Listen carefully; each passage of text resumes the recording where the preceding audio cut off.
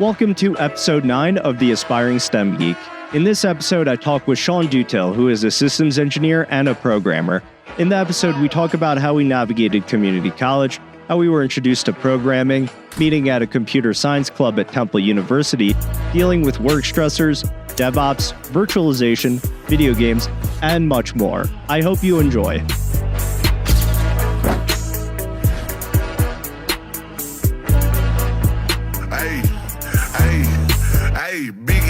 Big stepper, cut off my shit, you was being too extra. I saw my line screaming how they gon' stretch, but they stay in their place cause this shit get hit. No bodies we drop at the better they dress. I be quick to throw hands when we stay with them. Shawn Dutill, we got our countdown in. How are you? Yeah, that was good. I'm good. Nice. Long week, but yeah, man, I'm doing good. Nice. Yeah, glad to hear it. Yeah, it's definitely, things are getting busy. It's between work and teaching. I started teaching about a month ago, and it's been great. But man, I knew that it would take some time, but it's really taken some time. But how are you doing? Is it like? I'm good. Is it like intro programming classes or what? So I'm teaching introduction to statistics. And cool. Yeah, so I went to the local community college near me, and I was actually talking to a few people about this because right around my age group, they're like, oh, that actually kind of seems interesting. And I was telling them if you're in a STEM field, almost, I guess maybe if you go to Silicon Valley, there might be an exception, but usually lots of places don't have STEM people. And if you're like, yeah, I want to teach, I was willing to teach either just an introductory programming class or a math related class. And I have my grad degree in statistics, and they're like, yeah, we're really hurting for statistics professors. And now I'm teaching stats. That's cool. Yeah. It's motivating me to. Have you ever seen one of those epic 5, 6, 7 hour tutorials like learn Python? Yeah. And it's you click on them and then you just never touch. You get like 10 minutes in, you're like, this is definitely going to pay off later. Yeah. It's the unfortunate. You have the big spike and then just all my YouTube videos, but. Not all of them, but a good amount. But it's motivating me to do that. And I think for me, the big thing is more, I'm not expecting, I expect very few people to actually watch the whole thing. Timestamps are the most awesome thing ever. And if there's a subject that you like, oh, I don't really need to know discrete versus continuous data sets, but binomial distributions, that's what I'm looking for. So we'll see what happens, but it's definitely going to take a while.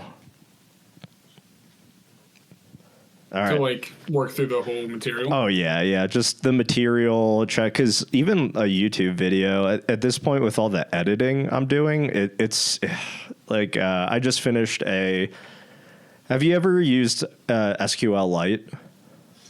Yeah, like a very, very, very small amount, but yeah. Yeah, so I made one on SQLite, and then I made one on this other one named DuckDB, and it's a similar database where it's self-contained. You're not really going to use it for a huge database or something that needs to be really scalable or real time, but it's useful for analytics, things like that, more data science. So, but it's a 12-minute video or something like that, but it took like 3-4 hours to make. And wow. Yeah, it won't exactly be that for a 6-hour video. I don't think it's exactly linear, but it's going to take months of work, I think. You'll probably be less of like a perfectionist about it if it's literally like, I don't even know how many times longer than like anything else you've made. Yeah. You're just going to get bored. We'll see. I don't know. Yeah, I'm thinking I'll go through this semester. If I teach again, maybe I'll go through next semester once I kind of get an idea of how students learn. And it's a small sample size, but I maybe I have to do more than just one semester of teaching, just a few, just to figure out where the hardest parts are. Well, okay, I know, like, obviously we know each other because we both went to Temple. You know Rosen, or at least, like, you're aware of him. Yeah, right? yeah. I actually, hopefully, he's going to listen to this one day. I was thinking about reaching out to him. My university email actually got deactivated. I'm not too happy about it, but then they sent out I was reading what Temple is doing, and they're going to deactivate even professors that have retired their emails. So it's like, if they can't keep theirs, they're not going to let me keep mine. But I exported everybody's contact information, and I'm going to reach out to him. I'm going to speak hopefully to another professor sometime late next month or early April.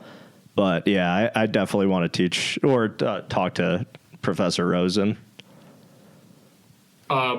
He does, I never had him, but he does YouTube videos for, like, I think, like, every week of every semester.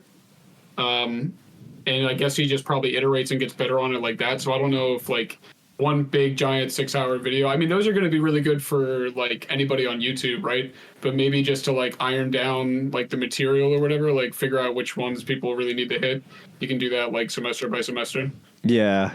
And then it's ideally, because we'll talk about this, but I love Python. But for the vast majority of people, I'm kind of learning this myself. Teaching the students is a lot of them are actually in healthcare, so they're studying to be in nursing or dentistry. So compared to, and I've kind of been in a bubble where almost everybody I know is relatively good with computers or is really good with computers. So kind of, I showed some students Control F, and it kind of blew their minds. And I was like, out of everything, really interesting to think about. Yeah, but I was thinking about it afterwards. Out of everything that we'll cover in class, this is probably going to save you the most time in life out of anything else I could teach you. Just Control F. Yeah, I can't think of a day when I'm not using Control F. I constantly use it. I had a buddy at work show me the Windows key V. Have you used that yet? No. What does that do? So I think you have to enable it on Windows in order for it to start working. But it is a history of everything you've copied. Like it has like a stack of that, right? So like if you were working and you are like constantly like moving code around and stuff, you can like find a section or whatever that like you're like, oh, I lost that, right? So that's or even just cool. like a link to something that you're trying to like send a friend. Yeah, remember? No, that's pretty cool. I think I am gonna abandon ship once they stop giving security updates for Windows 10, and I'm gonna go full Linux, probably Pop OS, and then I'm going to buy a older Mac or something like that for editing, because so Windows 11, the big thing I've heard is you can deactivate the Copilot, but my understanding is, and I'm sorry, Microsoft, if I'm blowing up your spot, not really, because it's not cool to spy, but Copilot is just tracking everything by default, and just having to do that. If Copilot's tracking you by default, there might be other things, and I'd rather just go Linux. And I've been thinking about going full Linux for a bit, and the more I read about it, there's like the big thing is we'll talk about gaming, and we could probably transition to it afterwards. But I know NVIDIA open sourced their drivers a few years back, and the gaming has gotten a lot better on Linux, and that was a big hurdle for why I didn't switch over. But also there's the reason I'll need something like an older Mac is for some of the software. I use Adobe for all my video editing. They don't have anything that works with Linux, and kind of trying to do a patchwork around it. I don't know how well that's going to work, so I'd rather just have a separate station where I could do my video editing and other stuff that I can't do on Linux. Some of that stuff just gets too jank. Like, my buddies are all like making music right now, and I was looking into maybe doing that, and it's like I would have to set up to use the same stuff that they use because they have Macs. It's like, well, I have to get like something to run in VirtualBox and like find some key online, and it's like, I'll just not make music. I don't know. Like, there's Windows stuff. I'll figure it out. But I think that's just super jank. Yeah, my buddies, they were actually on the podcast, and one of them uses GarageBand still and swears by it for Mac. It works. Yeah, that's the main thing. All right, so Shawn, I know you're a gamer. I know that you also thought that was a funny statement. What games did you play growing up? So probably started maybe even like pre-elementary school with Pokémon and like a little bit of Mega Man. I got a lot of consoles growing up, but they would always just be like years later. So like by the time that everybody had like the PS2, I got like the PlayStation, or like when people had like the Wii, I'd have. I think I actually got the GameCube pretty early. So let me think. Just like different Nintendo games, just like random stuff. Halo was really, really big for me. Yeah. Halo was so sick. Like, I don't know if that's where I started loving sci-fi, but like Halo was amazing. I started playing Halo 3 and then Reach and ODST. And by the time Halo 4 came out, I'm bored. And that was right around the time that I got addicted to League of Legends. So, and then once I got addicted to League of Legends, dude, I had played only that for years. And it kind of like ruined other games for me. Big problem. I mean, like I played Civ sometimes. Like I would just grind League until I got burned out, and then I would play solo player games, and then get bored in like 2 days and then go back to League. That game is crazy. Yeah, I think the first time I went to they were just broadcasting it, and it was kind of at this LAN party type place in Philly where they were just showing a League of Legends tournament, and that was the first thing I ever saw kind of in terms of watching teams of League of Legends play. Yeah. League in NA, I don't know about like player base wise, but professional play has definitely gone through a huge bust in like the past couple of years, which is a bummer. But like very recently you're seeing kind of resurgence, because like what happened was it grew like organically. Riot, the company that owns League of Legends, got control of like the whole scene. They basically made it like they just had all the teams sign contracts where it's like you can't go have the kind of like grassroots player events that you would normally be able to, or like that the scene started with. Everybody had to go basically play at their events. Then they brought franchising in. Then like a bunch of VC money and like just super rich people went and bought like all these slots, and they were like $10 million each, and players are getting paid like millions of dollars to play. And then I guess, COVID kind of killed it.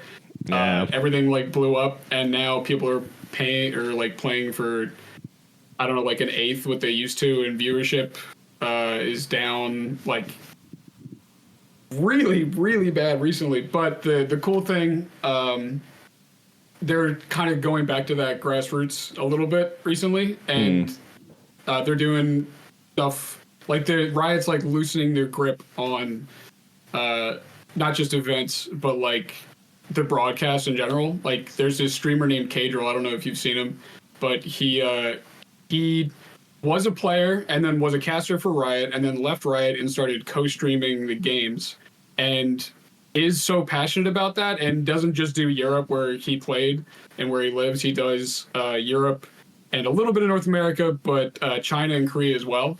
And his, I want to say, like for last week's games or whatever, he had twice the viewership of the regular broadcast. Like people, the thing that's always been different about esports has been like people got to, like, you can't just see behind the scenes of like whatever like people in the NBA or the NFL are doing. Like it's actually like, even if you see them, you're seeing them during practice or whatever, or it'll be just like random clips during the game. Like there isn't a difference when you have two 5v5 teams or whatever, like playing in houses versus on stage, as far as like what they're trying to do, right? Like maybe they're inting a little bit, or maybe they're like not taking it as serious, but like the fundamental thing is still there. And to be that close and see pros do things that like you can't even imagine doing was part of the like allure in the first place, and they're kind of getting that back now. Yeah, that's pretty cool.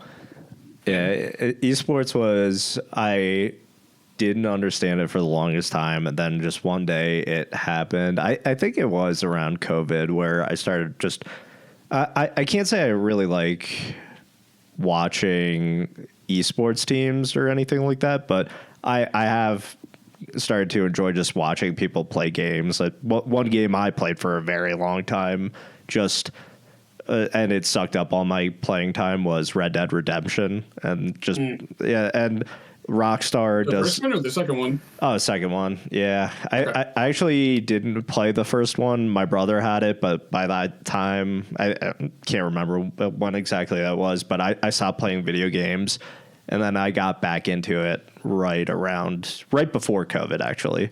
So it was good timing. And yeah, lots of hours stacked up on Red Dead after that.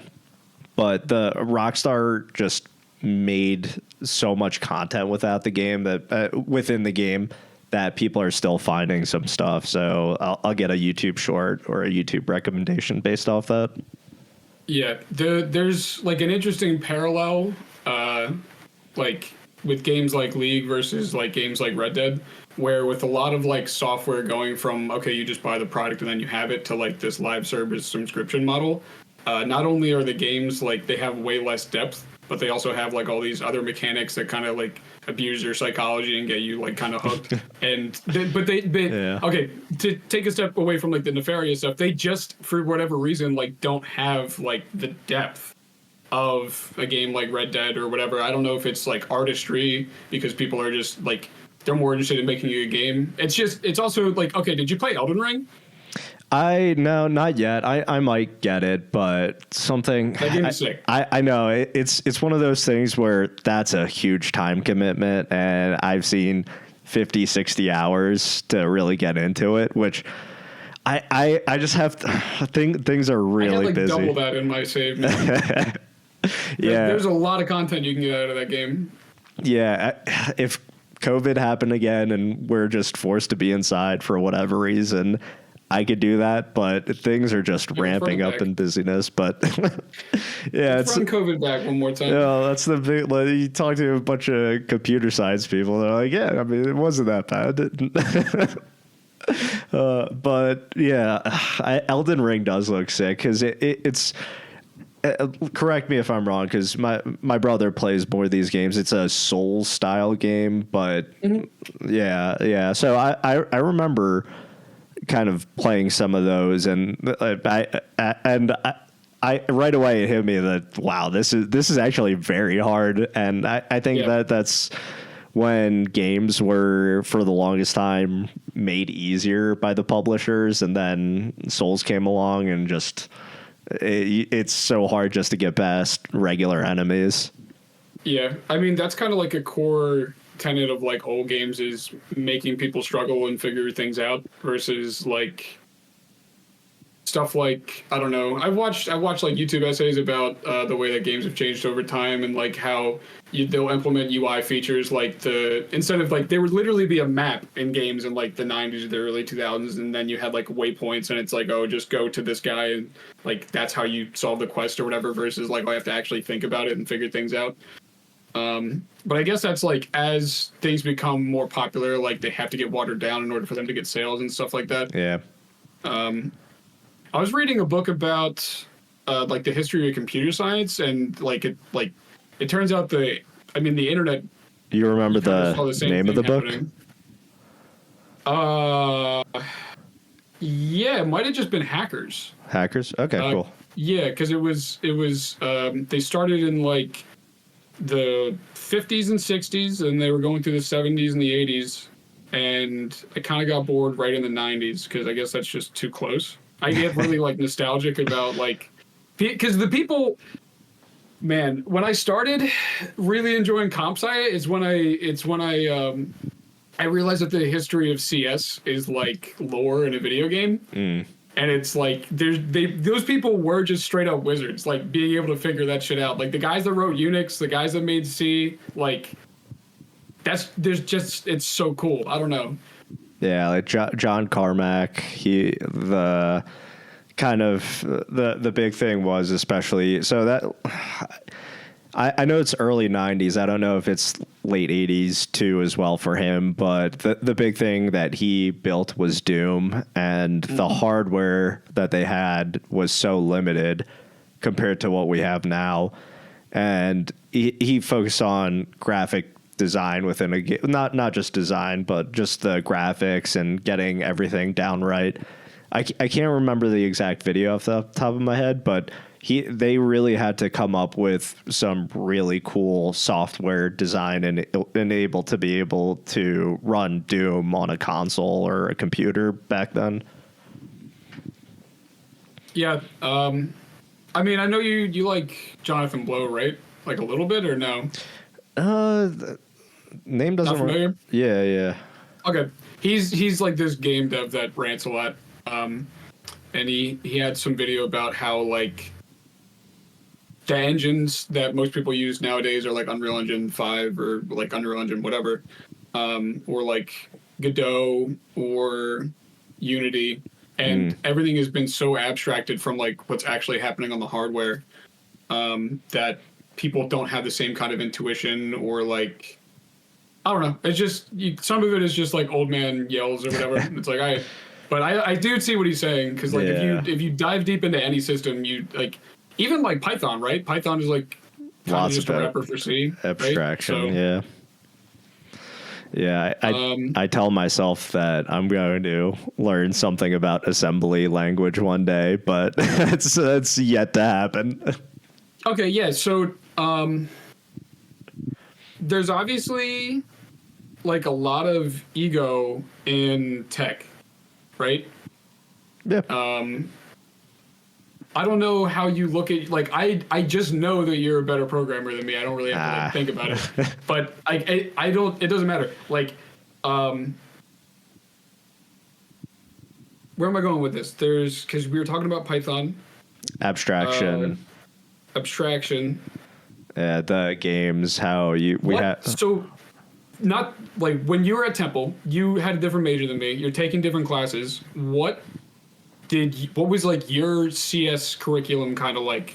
Because I want to compare it to, because I just did the boring like core stuff. Yeah, well, I mean, a lot of it was self-taught, because I think I know I was thinking about this the other day too, but I don't think anybody even used Python. And as we've been talking, Python abstracts a lot of things away, and that's one of the reasons why it's so popular. And that's really why I love it, is anybody can pick it up.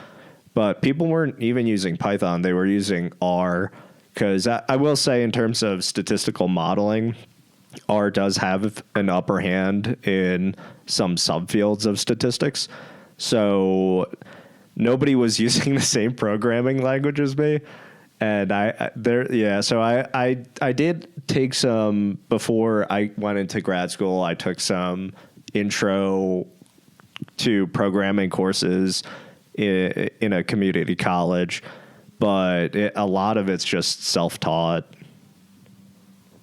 What made you choose Python over like the stuff that they were using? I did actually start, well, so by that time I've been programming maybe a year or two with Python, so I was pretty at least comfortable with the basics with it.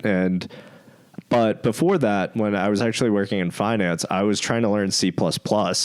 And that was actually, I enjoyed it, but it was a big hurdle to learning a lot of things. So everybody's variable in how they learn. For some people, I think having something like C++ or Java and that being your introduction to programming makes sense. But for me, I need more. I think a lot of people are like this, where they need some sort of application, and just even the concept of classes took some time for me to understand. So jumping into something like Python, where I could already calculate stock returns relatively easily, and I could apply things very quickly. Whereas for C++, having to worry about headers and all that, and I didn't even get into things like memory management, but just to do very simple things, and especially because I was trying to learn it by myself, it was very difficult, and it just would not. I don't think I would have stuck with programming if no offense to C++, but at least for me, having something with a much lower, an easier learning curve as an intro is the way for me to go. Do you think that it was like computer science has always been really hard for me? I've really only started figuring things out in like the past couple years. Like all the time that I worked at Lockheed, I had no idea what I was doing. It was really bad. And like on top of that, this is before LLMs came out. And I'm not saying that like, oh, people just don't code at all anymore. But like the mental shift between like, they're expecting me to do this thing and I have no idea how to do it and I don't even know how to find the information versus I can ask a machine the same question 100 times until I get it. That has completely changed the way that I interact with this shit and the way that I think about like computers, right? Where I was going with that is like originally I was asking like what classes you would take in a Temple. It was all statistical stuff, like no CS based stuff because you're a data science major, right? Yeah, well, statistics and data science. So it's basically applied statistics. The one CS class I took was machine learning, and that was at the College of Science and Technology, and that was actually probably the hardest class that I took. Yeah, I tried taking that class. That sucked. The professor was really bad. During the guy that I had sucked. Apparently the usual guy is really good. I was not happy, and I ended up dropping halfway through just because, I mean, he would end classes early and not answer questions, and like he left for a conference halfway through, and he didn't give us a practice exam. It's like, all right, dude, I'm done. Yeah. Like I'm not gonna struggle for a C for the next 6 months. There's no way, or 3 months, whatever. Okay, but there has been like a real difference in the way that I think about CS stuff now versus like a couple years ago, and it has to do with intuition, right? Like computers are tools, but if you have no idea what you can do or what you want to do or how you would even do it, then like it all just feels overwhelming and crappy, right? Like I'm wondering if because you knew the math, you're like, I know that this is a tool that I can use to get my math done easier or verify my math or like whatever. Like what were you using the computer like to do? Yeah, so I was we did get into a full discussion about this, and I still want to make a YouTube video about this, but I was doing options pricing, and this is a field in science, derivatives. What makes options are significantly more complex to price relative to stocks, because stocks you can have an estimate of. You can estimate the value of it, but the kind of understanding the price movement is pretty easy to intuit. But for options pricing, there's a lot more factors that go into it because they expire. There's something called a time value, because there's something called volatility that affects the price. Interest rates affect the direct price of options, or at least the way that you calculate it. Technically for stocks too, but there's just so much more that goes into it. So having a tool like that, there's a lot. I mean, you could easily go online. Even 5, 6, 7 years ago when I was doing this for the first time, there were tools, but I was just trying to do something for more exotic options, because you have the ones that everybody kind of call put options on something like Tesla, and Wall Street bets a lot of people talk about stuff like that, but I was more looking at just like very complex things like derivatives that are called volatility swaps and things like that. Very esoteric stuff that it's like and that's kind of what I was trying to do with it. And it was also, I was learning about some of those contracts as I was going through it, but that's what I was trying to come up with C++ programs to do that. Okay. Well, from my understanding, like, I don't know when you started school, but I think you were doing HVAC. Oh, yeah. Well, yeah, that's. How do you go from HVAC to like trying to think about derivatives? Well, how to represent that in C++? Yeah. So for people that don't know the term, HVAC is heating, ventilation, and air conditioning. And I was working in Philly. It was a brutal job. And that really motivated me to learn. Like, I remember one day, hopefully my former boss isn't listening to this, but I worked for a very, very old school, angry guy, and we were, I don't know, like 15, 16 stories up doing AC and I wasn't good at it. Like, I will say straight up, I did not know what I was doing, and he was not happy about it because his boss hired me. Anyway, so I was on the ladder and I was doing something with the AC unit, and he started shaking the ladder because I was moving too slowly, and I was like, "Oh man, I'm gonna die." But it was one of those many things where it's like, okay, I don't know, maybe contracting's not for me. And that kind of, at that point I was at community college, but I wasn't as motivated as I was after some of those events. So you had already made the decision kind of to get out of like HVAC? Oh yeah. Like just for coming out of high school, I guess we could both talk about our community college experiences, because I know you went to community as well, but I was very apathetic in high school, and I just didn't really care about school, but I at least had enough sense to know I can't really go to a 4-year university. I'm not ready. So one of the reasons I didn't do it was I wasn't ready academically. Also, I really couldn't afford it. So community college was the best option. I knew early junior, senior year I was going to community college. And I didn't have because academically I wasn't motivated. I had one class that I enjoyed. The only AP class I had at advanced placement was economics. So I figured I'd do that or finance. And I had a business administration degree, got that in about 2.5, 3 years. And then after that, I went to Temple for my undergrad in finance. But yeah, so by the time I got into Temple for my undergrad, I was sold that I was going to work in finance, and then working in finance for 3-4 years, I was like, never mind. I don't think I want to do this.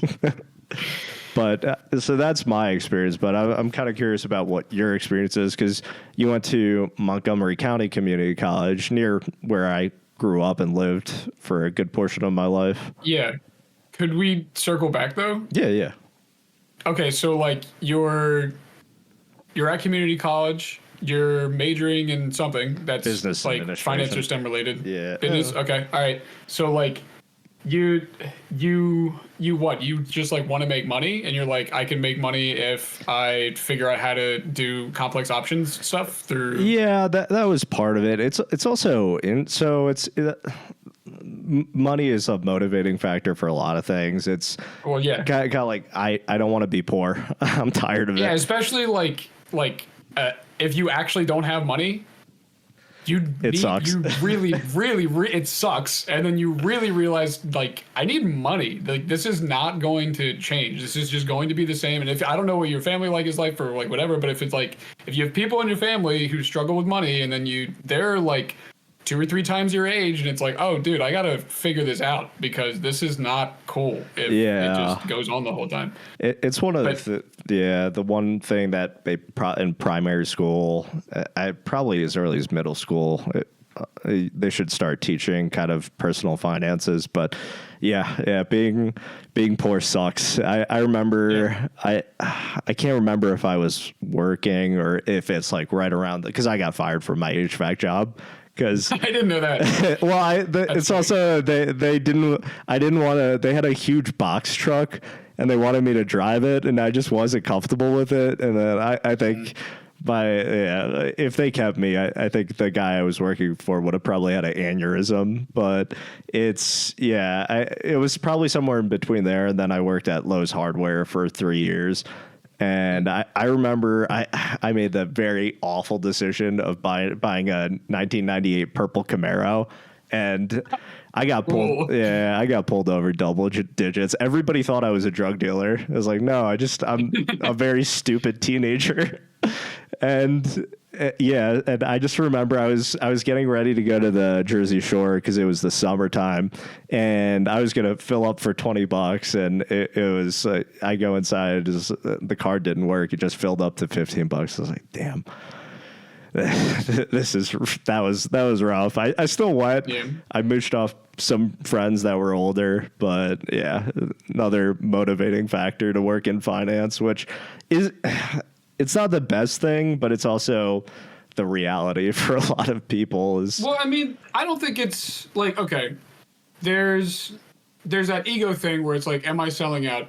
And that sucks because like when you're a kid and you don't know anything about the world, you're like, well, why would I just choose to do the thing that's going to make money? But then you have bills and you're like, I need some fucking money, dude. Like, so I don't think it's a bad thing. Like it's actually just the American dream to have social mobility, right? Like, I don't think that's nefarious. No. It's like a lot of things in life. I think there's just so many motivating factors. Yeah. Yeah, but okay. So, how did you know?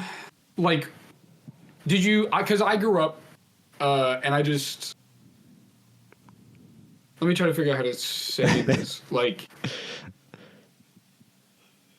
what made you feel drawn? Because, like, you could go, if you had money, you could, like, just go do the options if you know how the options work. What made you want to involve C++? Yeah, well, it was kind of just an understanding of kind of the job market around me too. A lot of things were kind of, I could see that's when a lot of things were moving towards more program. At that point, it had been, this had been the case for years, but I was noticing the pace where Goldman Sachs, other banks like that, hedge funds, they were hiring more programmers than they were people with business, finance backgrounds. So that was a motivating factor. It's also one of the reasons I want to do it. And the cool thing about something like Python is it can help me understand the underlying process of it too. So in this case, it kind of reading into it and figuring out how to program something. I think you really need maybe not you don't have mastery of the concept, but you need some sort of baseline knowledge of the underlying process in order to be able to program it. So it helped me learn, and I kind of, from what I was reading at C++, and I think it was just kind of things I was reading too. I was thinking about. And I think by the time I picked it up at that point, I was questioning whether or not to stay in finance. And I was throwing a wide net for a little bit, but I was thinking everything from maybe I like video games. Maybe I can get into the gaming industry. I like VR. I've got a VR headset around that time. Maybe I could get into VR. So C++ was really core in those, and there were some financial software that I knew about that I knew was coded in C++, so that was also the motivation. That makes sense. Yeah, what I was looking for is like there's the task, and then there's like you have to have that knowledge base. I feel like you have to have like the thing you want to do with computers in order to like make the time kind of worthwhile to sink into it. If you just don't know anything about computers, if you get introduced to computers and you like have an appreciation for how that stuff works, because you have like somebody that's showing you, or you're just naturally like curious, I guess.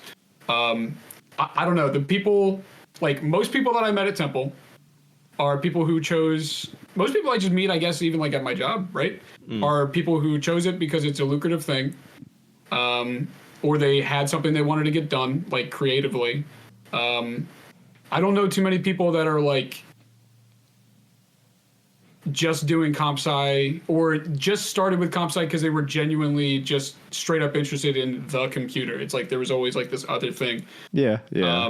I describe it because I think math is somewhat similar, but math is a bit more abstracted away because computers, you can actually do stuff even if you're doing hardcore computer science. But I think 80-90% of people, the way that they learn, or do things, they need some application. And then you have the other 20 to 10% of the population that they can just jump into the theory and they can look at an algorithm written out and they understand it. But I think that's a just smaller subset of the population compared to most people. It's, I want to build video games. I want to code something that will attract the stock market. And I think most people are like that. And I know I'm like that. I still have a hard time with algorithms, dude. It is tough. Temple did not do a good job of teaching me that.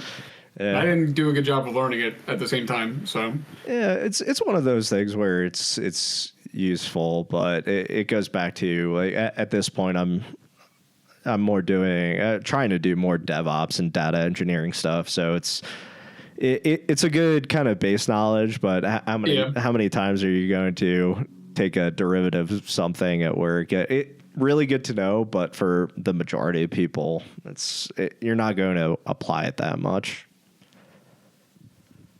So the thing that's been like my like intuition or source of like curiosity, I guess, started to click in, or like started to be born in comp sci when I started actually understanding like what was happening, or like my favorite class at Temple for sure was 2107, which was low-level systems programming. Okay. And it's like you have to learn how binary works, and then you have to learn how like there's a little bit of C programming in there, and the guy will tell you that it's a systems class and not a C programming class, but then C programming will be on the midterm and the final for sure. Don't like that's troll, but whatever. And I can't like remember a lot of it.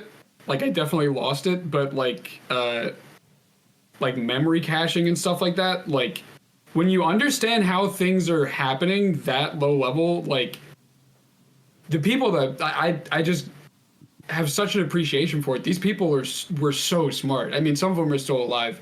Like I guess hopefully like most of them still are. It's not like forever ago. But like they just seem like gods, dude. I don't know like how else to describe it. Like there's the difference between like that and like some guy that's trying to make a React app is just like so vast and crazy. And I can't get enough of just like watching old people talk about like computer science, because like they started from nothing, man. There was like nothing before that.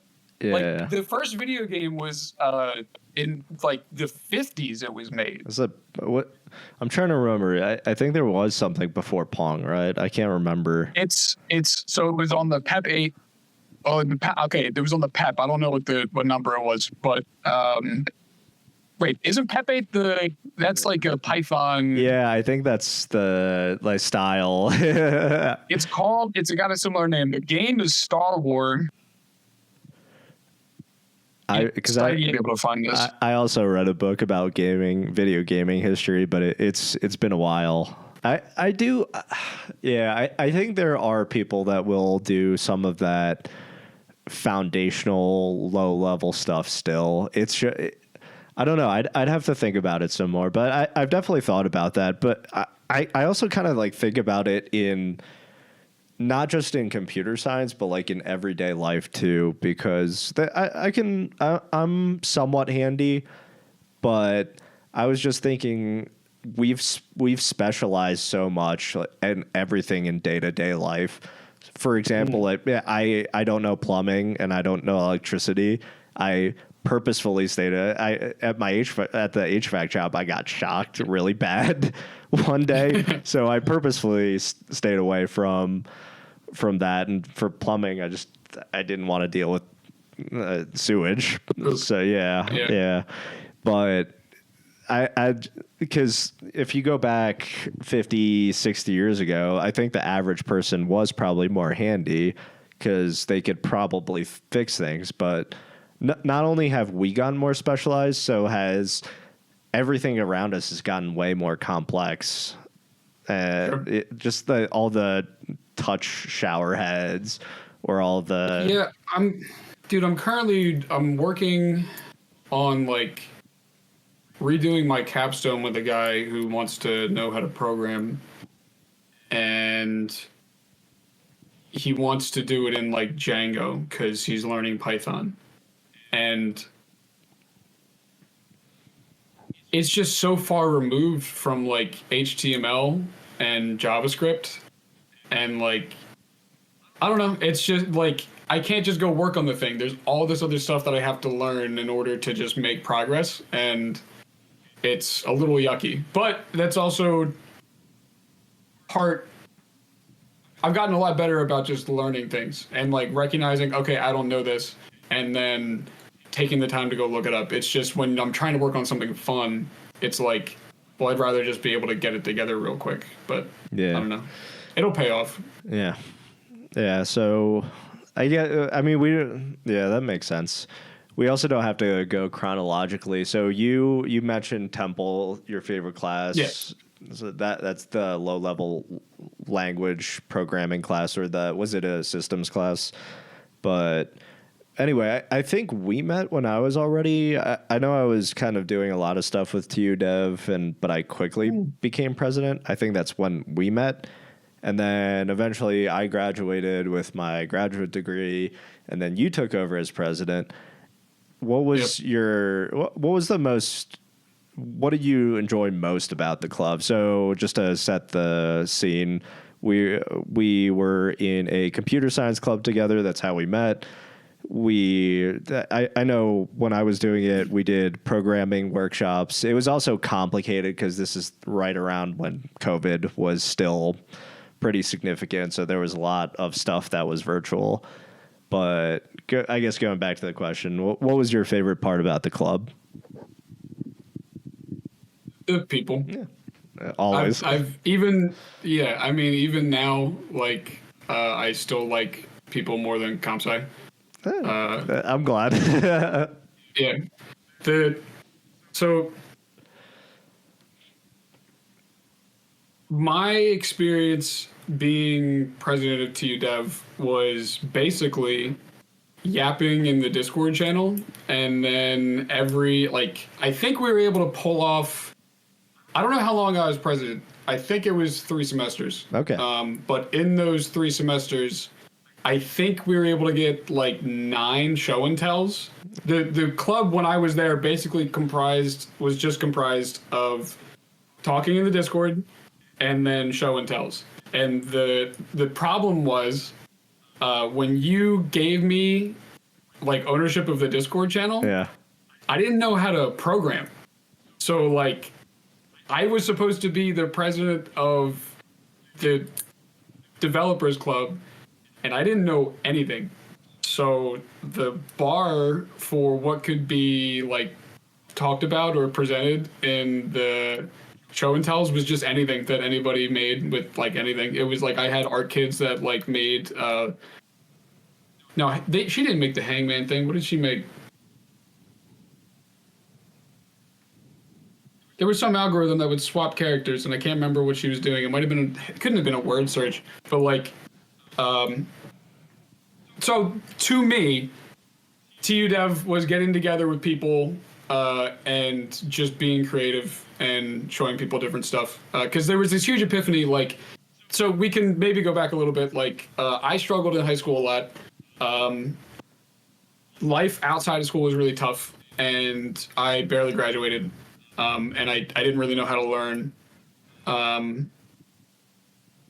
I went to Monco because I did the thing they told you not to do. I applied to one school, which was Westchester, and I didn't get in. And then I'm like, well, time to go to Monco. And then I was very busy popping caffeine pills and playing League of Legends and staying up all night.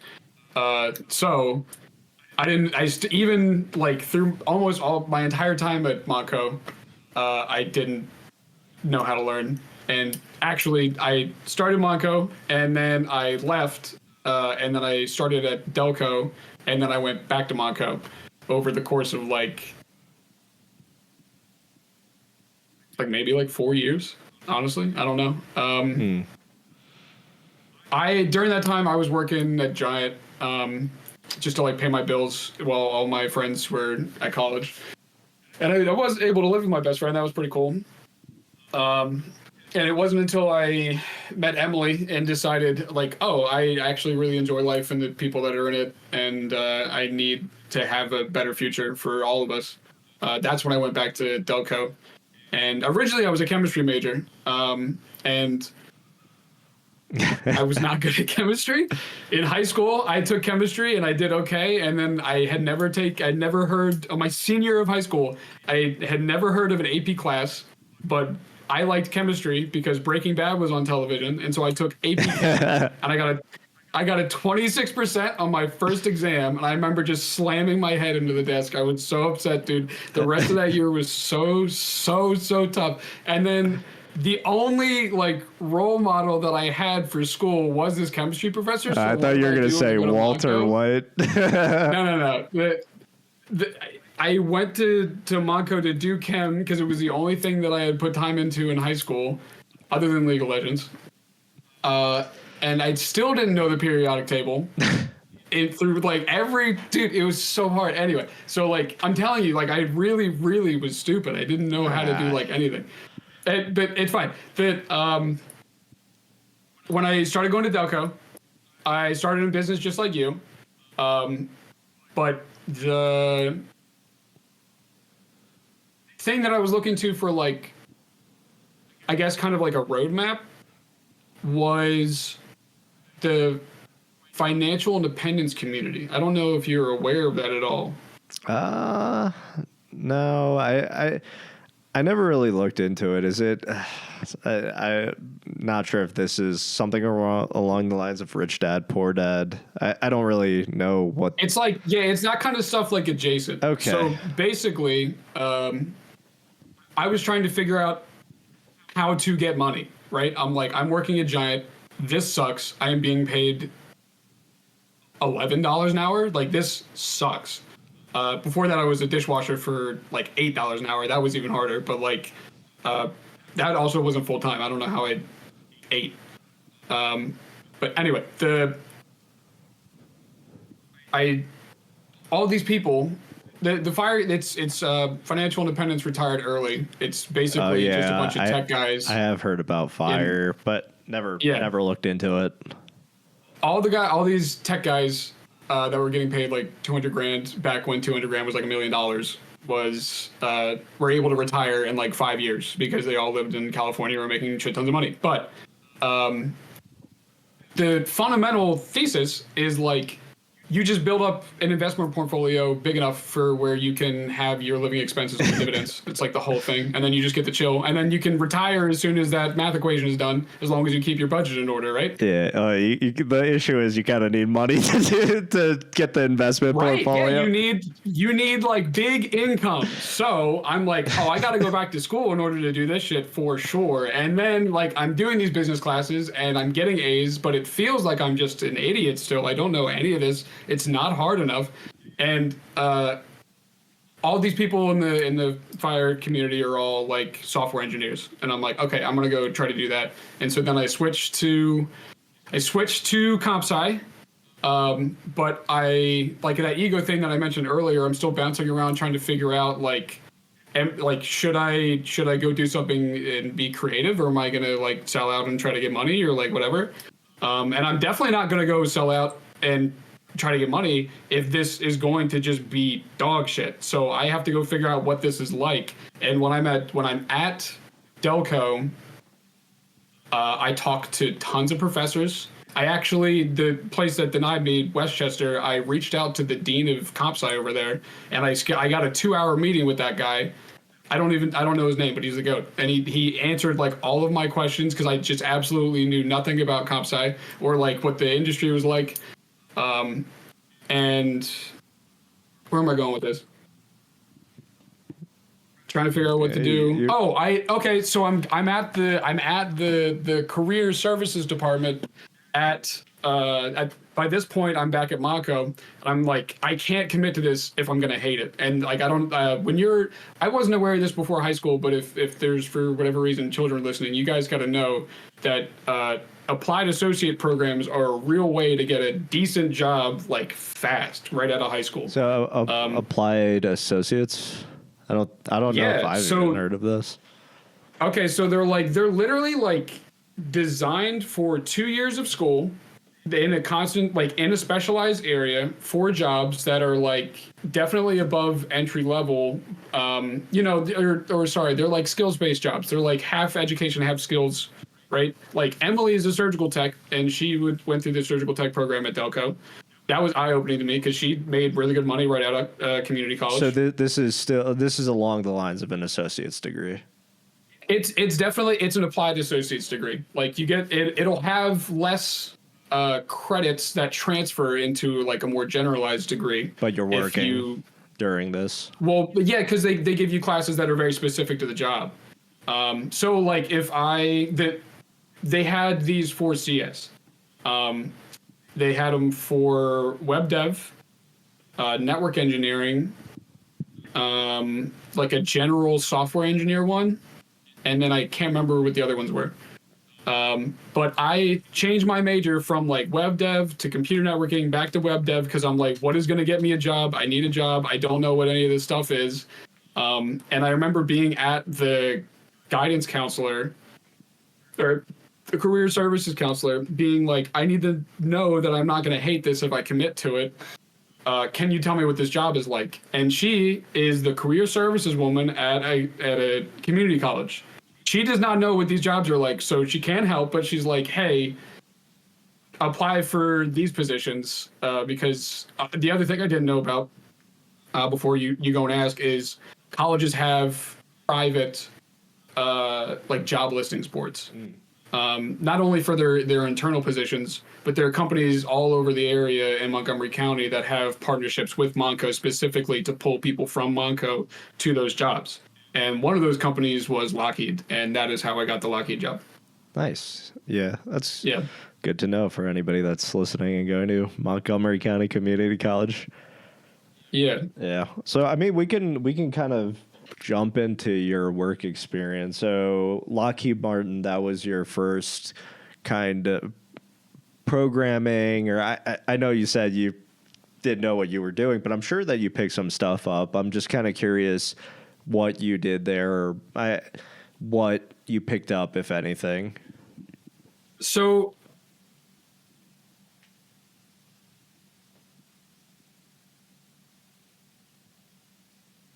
definitely some stuff, but I was so green, it was absolutely insane. And there were challenges that came along with like the specific role that I had that I think made things a little tougher. Like I said, I had a hard time like learning things on my own, and it turned out that when I got there, it's like a 15-person team, and it's a good size. It's pretty big. 12 of those people are working in Virginia, and the 2 people that work in King of Prussia are in the basement, and I am on the 3rd floor alone.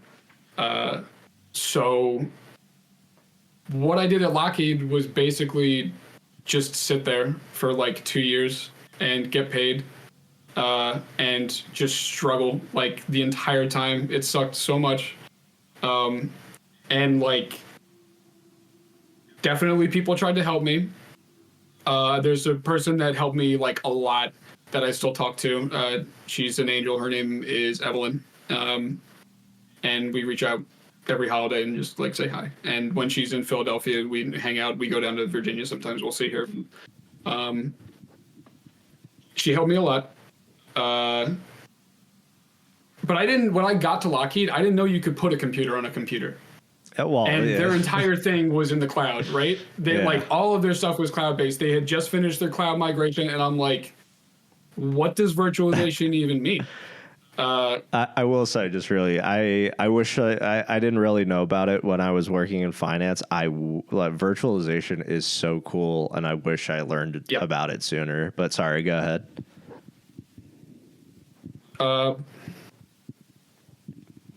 I was basically, okay, so I got hired as part of like a development program. I didn't end up getting a mentor, which kind of sucked. Like, Evelyn helped me just every day because I would be like, I don't know how to do this job, please help. But like, I wasn't given like a guy to like help me through stuff, or be like a real mentor. There'd be, whatever.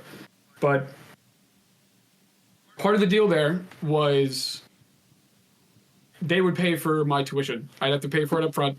And then they would do like tuition reimbursement after semester ended, and I'd pass my classes and stuff. But you have to stay there for a year after they give you money. And I was struggling in school. At that point, I was going from, the Philly area and Monco and everything. Yep. I was going from Center City to King of Prussia to work, so like then to Temple. Hour and a half, so it's like 2.5, 3 hours of driving. And then from Temple back to Center City. And I was doing that every day. Did you live in Center City? We lived in Center City. Okay. We moved to Center City because Emily worked at the hospital. Gotcha. But basically, brutal. The deal was I got to get paid for doing school. My job wasn't too demanding. And I just had to grind it out, but then stay there. And I think I started freaking out because I didn't feel like I was learning anything on the job. And I didn't want to be stuck there forever. And we weren't the government, but we were government adjacent, and we worked with like government people. And there were people there that were chilling for I don't even know how long. And it was kind of like a fork in the road moment where it was like, do I just want to tie myself to this big thing? Like, aside from like the moral quandary that messed me up every time I went into the office about working at a defense contractor. I didn't mention that, but like, I didn't feel like proud about any progress I made at work because I'm just working for the DoD, and I didn't know who they were when I applied. Have you ever seen Team America: World Police? No, but I know I know about it. You should watch it, but yeah.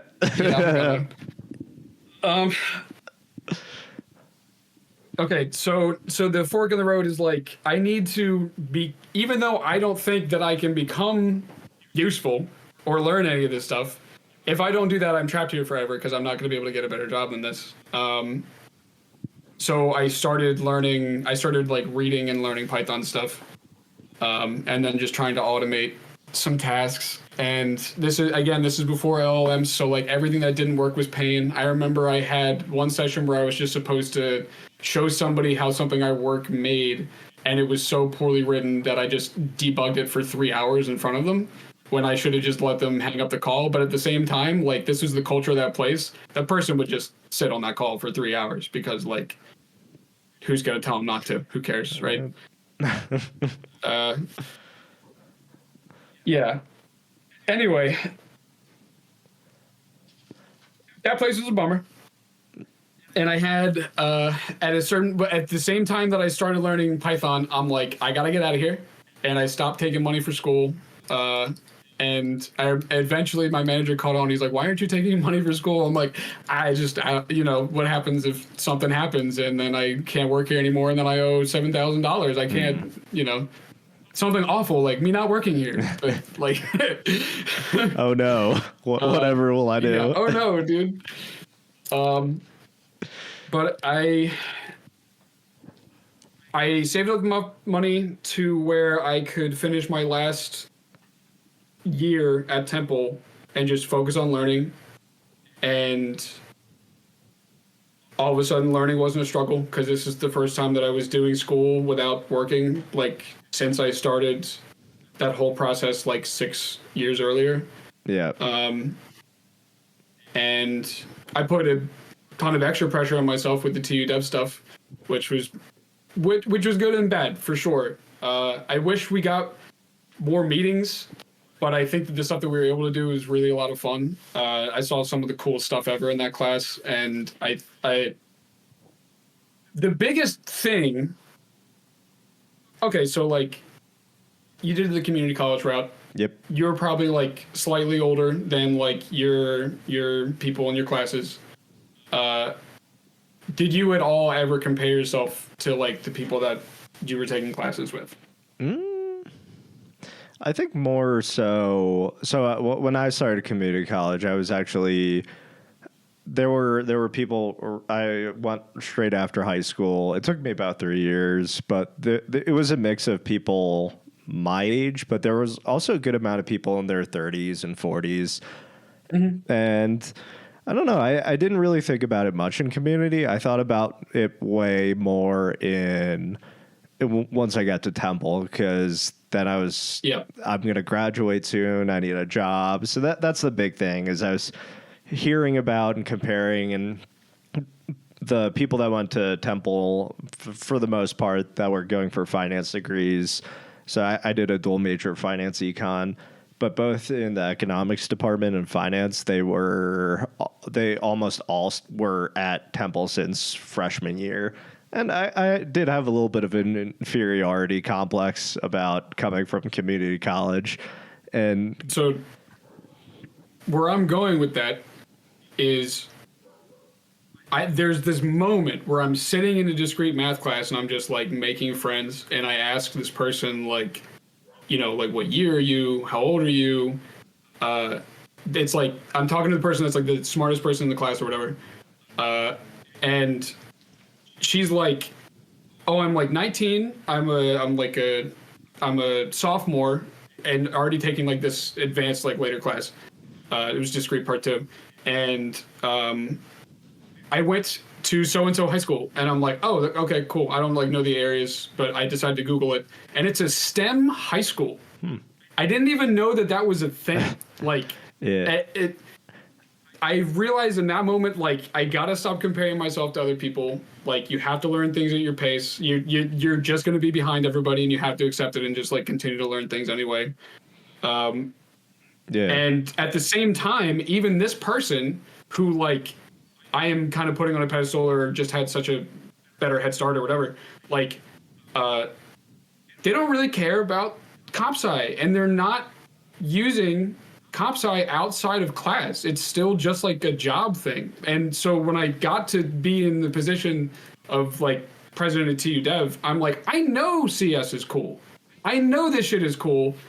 And nobody is doing anything with it. We're like learning these really powerful and interesting tools to do amazing things, and nobody's like doing it. We're just gonna go work at like some company and like do whatever that company wants us to do instead of like empower ourselves and do something awesome, right? And like the truth is there are some kids who are doing that, and they came to the show and tells, and I got to see what they were working on, and like that was so much fucking fun, bro. Yeah, there's I mean, I think college is really, for the way it's morphed into, it's you're preparing to get a job. It's Yeah. less of a multidisciplinary education, and it's just morphed, but the actual structure itself hasn't evolved to reflect that. So there's some issues there. I mean, there's a lot of issues there, but I do think, I mean, I noticed that when I was doing finance, because I got really into it, where I was doing all these calculations, and I was doing everything in Excel back then. And by the time I got into my first intro to finance course, I already covered everything, did everything myself. And the majority of people were there because they're just going to work for JP Morgan, Bank of America. I think that's just the majority of people. So I think if it's, it might, I don't have too much. I know people that went to like MIT and other competitive places like Stanford, but I don't know what the experience is and what taking a class there is like. From most of my college and community college experience, it's 80-70% of the people there just looking to get a job afterwards. Grad school was a little bit different because you had PhDs and grad students, and it's still even there, a lot of it was tied to people who were working, and I was one of the few full-time grad students. So even there, 50-40% of the people were more focused on their full-time job than the material in class. Sure. Yeah. It's variety of people, but college is just pipeline to corporate America for the most part. Did you find people that like cared about what you were learning as much as you did? Yeah. I think it goes back to there a handful of people. I was also in Temple Economic Society when I was an undergraduate. Cool. So the people there, they were, compared to just the average student, they were more interested in the economics and reading text about it and things like that, compared to the average student that's just there to eventually get a job in a bank or an investment company. And to be fair, that's my main motivating reason as well. But I will say, at least, even when I was working in finance for even up to 2.5 years, I was passionate about it, and I actually found it interesting. I think that you have to have, okay, maybe not like objectively, right? Like some people just like, people are different, whatever. But like, for me at least, some buy-in was required to really like develop a passion. And I guess in this moment, I'm kind of realizing that I have that passion for CS now, which is cool, because I guess it's not just like a thing I'm doing for work anymore, even though I have a really good job now. And I'm surrounded by people that like care about whether I'm learning or not and give me opportunities all the time and like the space to make mistakes. And yeah, that's cool. Yeah. I'm glad I like my job and my degree. Yeah, I mean, there's always a trade-off, too. It goes back to the reality of things. That we need to pay bills. Oh, I'm not getting paid, like, very well. Yeah, but I'm assuming... I know that I could be getting paid better. I would have been making 50% more if I just stayed at Lockheed, for sure. Like, because at that point, I know what my salary would have been if I graduated and stuff. And... but I knew that I would have just continued to be miserable. And I knew that places like this existed. Okay, so right after I quit, I went and did an internship. And that was one of the coolest things ever. I got super lucky. This is when you were doing web development, right? Yeah, I had never touched anything related to the web at all. I didn't understand any of it. Like, even now, I kind of struggle with, like, the DOM. Because I don't do web dev on, like, the regular, right? But, like, this thing I'm doing at work is all automating stuff in the browser, and that is really hard. It's mostly hard because whatever web driver they're using, it's not giving me access to the functions it's supposed to, and that's, like, super annoying. But whatever. I went and worked for a summer at a company in Philly. It's a buddy of mine, a guy I met through TUDev. Nice. As something fruitful. Paid off. If you're a Temple student, you're listening, join TUDev. Yeah, I know the guy that's in charge of it right now, and awesome. I know he's doing his best, and I know that they're collaborating with ACM, which I always thought was a good idea. I just didn't know any of those guys. And they have a workshop coming up next Tuesday about, I think, like deploying a pipeline or something like that. I'll have to look it up again. Useful. Yeah, actually. Dave. So the current president of TUDev, Dave, he does a ton of his own stuff unrelated to school. He has a considerable amount of not social, but like school anxiety, like I do, and that's why we connected. But he does so much of his own tech stuff outside of class. It's insane. Like he has a home NAS, right? Like he hosts his own like cloud shit that he uses. That's cool. He did a React boot camp, and has worked as like a web dev and stuff. And it's like, well, this guy's obviously super qualified to be doing this. And I'm happy with the direction that he's taken the club, for sure. What were we talking about? We're talking about web dev, though. Yep. Yeah. I was at Verigence. John's dad, Scott. John is the guy that I met, Temple, a buddy of mine that still have to place it with him. But yeah, his dad is just a gigabrain genius guy that I don't know if I'll ever meet somebody. I mean, so supposedly I haven't worked this intimately with a couple people at work that are just supposed to be like genius. But Scott was absolutely a genius. It was crazy. He worked at Microsoft for like a decade. He went to Penn, and he got, I think, 3 undergrads at the same time. It should have started there. Yeah, that's wild.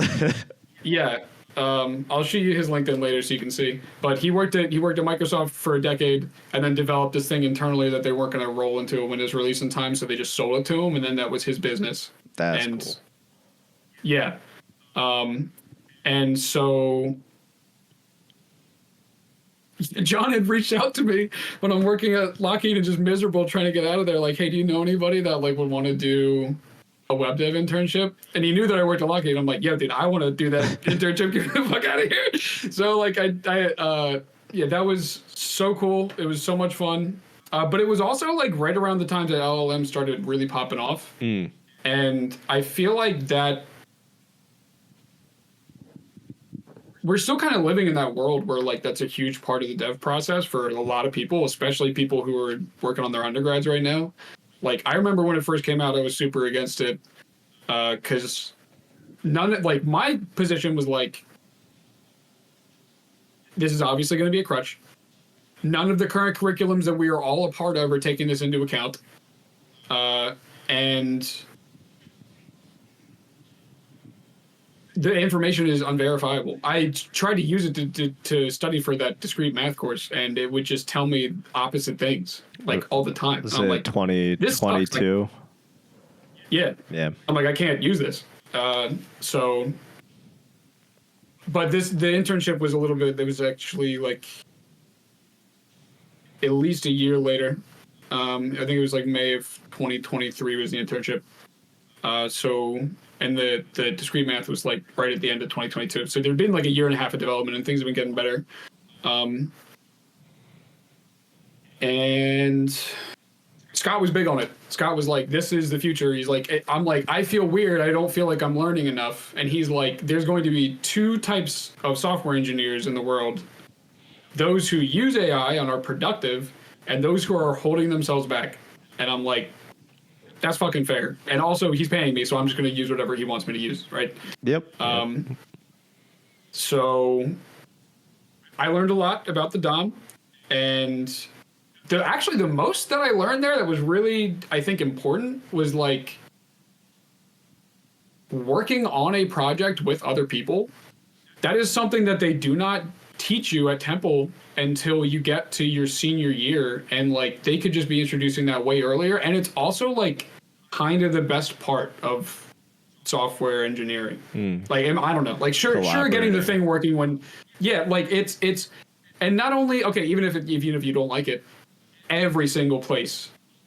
The whole reason you're here is to get a job. Like, even if you love the shit, you're going to need a job. You need to know how to work with other people.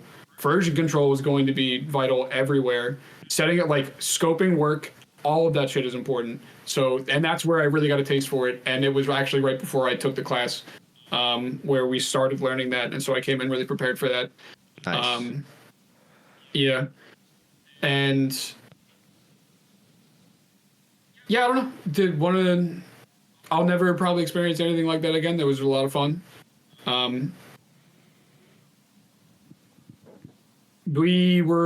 He has this existing application that uses the thing that the language is called Bimmelflex. It's like an XML variant. Okay. And so it has to do with like data pipelines and shit. And he in the beginning was like, hey, this is too complex of a topic for you to wrap your head around, and it has nothing to do with what you're actually going to be working on. You're going to be focused on the web app part of this, not the data. So don't try to pay attention to any of that at all. And I'm like, bet, heard you. So basically, like, now that I can think back to it, they have all this data, right? Data is not super important to the part of the application that we are working on. Their application spits out a JSON, and the JSON contains like references to these elements on the page where the data actually gets propagated to. And like there'll be values for those, and then it'll say like which element it goes to. And the problem is we need to get our thing to look like that without using any of the Angular components that it relies on. And so really kind of like Scott, he built like the heart of it first to get us going, and then we just kind of iterated on it. Was translating these Angular components into stuff that we could see on screen, just using vanilla TypeScript and, like CSS. And just try to get it to look as closely as it could to the other things. So I guess, like, I started doing the Odin project a little bit. Like, I actually learned about Webpack with Scott. That's like a thing that bundles all the JavaScript into just like one line of JavaScript, basically, and then you only have to load the one script tag or like script element into the page. It was a lot of fun, and I liked working with John a lot too. And it was so interesting. I never worked in it. Every day we would come in the beginning, we would be assigned like the same task, and we would just kind of race each other without even talking about it, trying to get that task done. And John would beat me every fucking time because it was just John is also so much smarter than me. But I mean, maybe that's a bad way to look at it. John is just very, very, very smart. He's Scott's kid, so that makes sense. But, yeah, I would go in and just try to learn as much as I could and just and race John to get these tickets. Gotcha. It was a lot of fun. So the Bimmelflex, the web app you were working for, I was trying to look it up. They do have a documentation page. I was trying to read through it a little bit. Was it creating for... You're working on some sort of project. Was it creating some sort of documentation, and then you have, like you were talking about that? So it takes just data like from their existing thing and formats it in a way to where people who pay for their license can pass it out amongst their team, because otherwise people throughout the organization would need access to the license, right?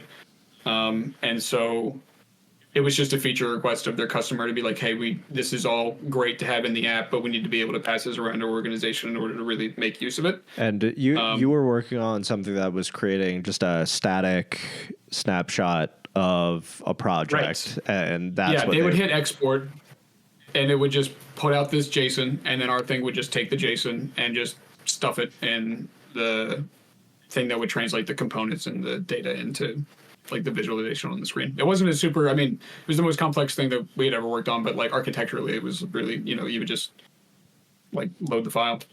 The stuff I'm doing now is way more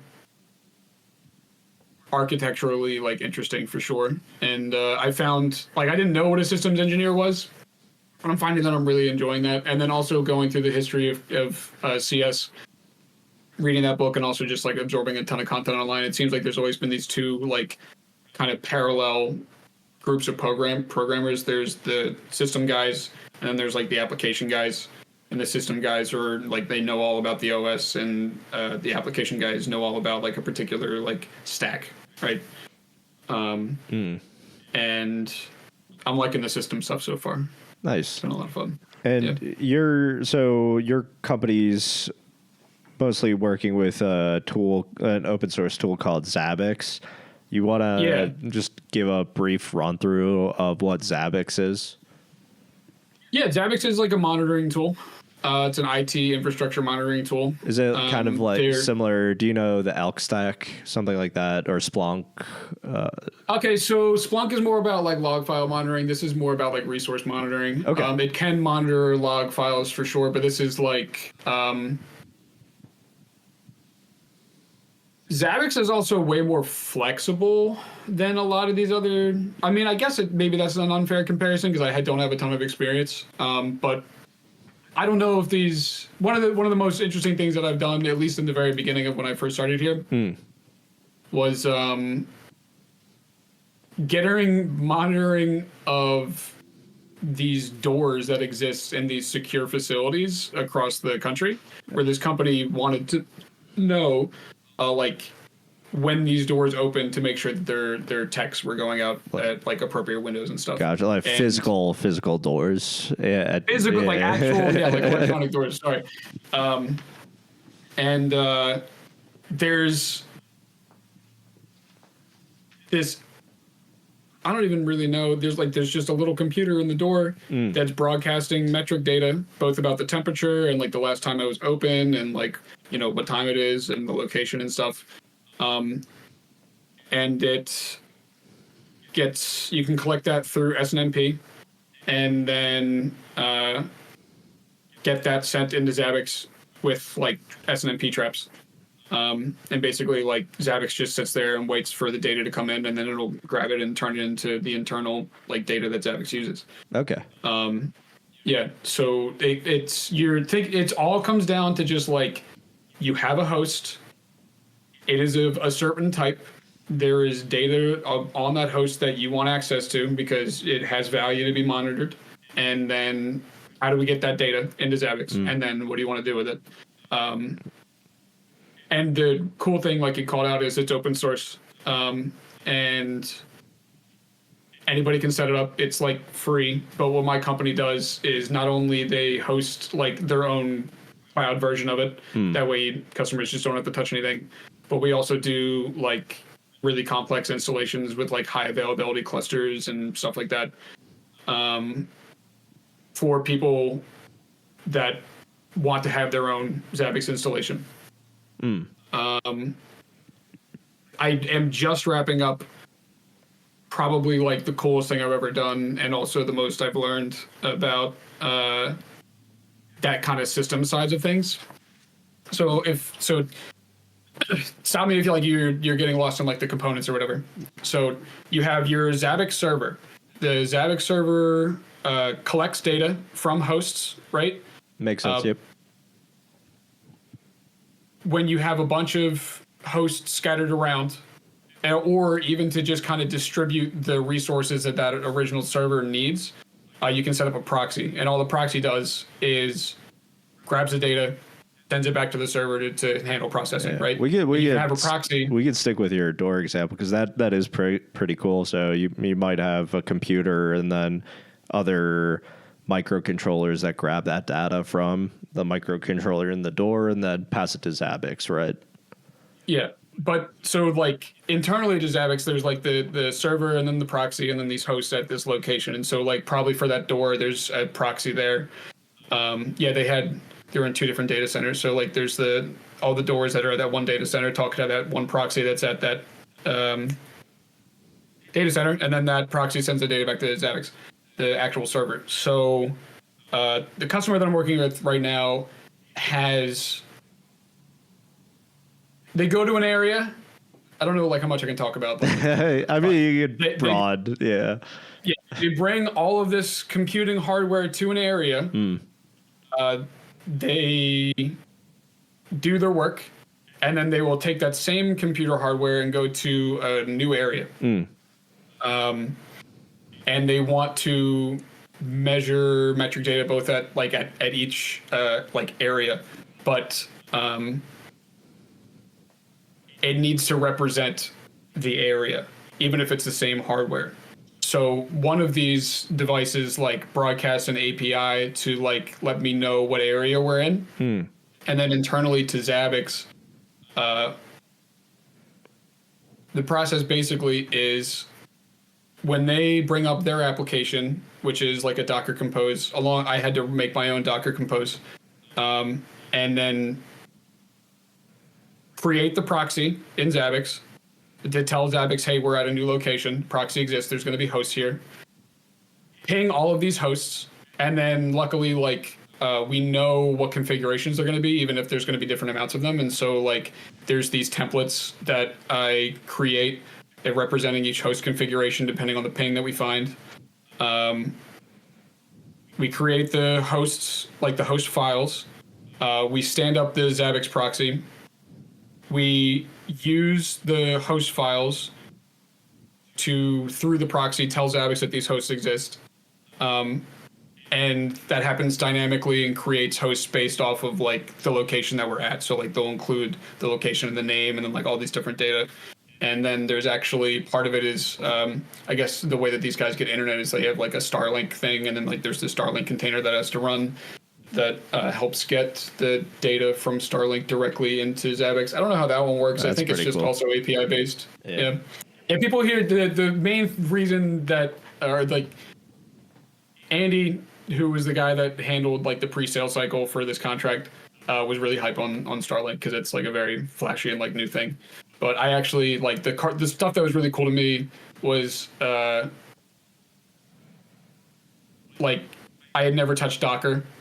I got a ton of one-on-ones with my senior engineers because part of the decision paralysis for trying to do stuff when you're programming is well, I don't know the important stuff to do.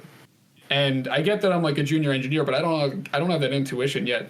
But kind of setting the bounds of being okay, well, you have to be running on Linux and you have to understand the state that your container is going to be in when you bring things up. And then the desired state for where your services need to run properly. And then also how to handle shutdown gracefully, right? Yep. And then kind of integrate with their thing. So this was really annoying. Their stuff is all old. They're running a 5-year-old deprecated version of Debian on their main thing, right? And the reason that they haven't upgraded that is because there's something bugged in their software that breaks when they use a new version of Docker. Was this at the data center for the doors, or were there still? This is a completely different. Okay. Both customers were around the globe or country or whatever. Okay. So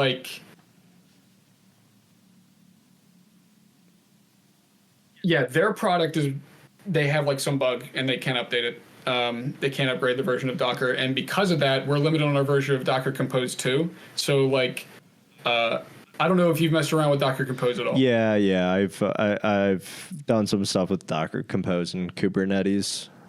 Have you ever? Okay, so if you're messing with Kubernetes, I haven't done that yet, but that kind of makes me feel like you've done advanced enough stuff to maybe set some health checks on different services. Yeah, the service unhealthy. So if somebody's for those that haven't worked with Docker yet, it's a containerization program. Containers are kind of similar to VMs. We won't get into it too much, but you can have issues when running these containers where there might be, for some reason, the containers aren't running well. Did you happen to find out what was the issue with the containers, or did you run into that issue? So I ran into an issue. I don't know if it was their issue. I tried to talk to them about it and be like, hey, maybe this is your issue. In the base image of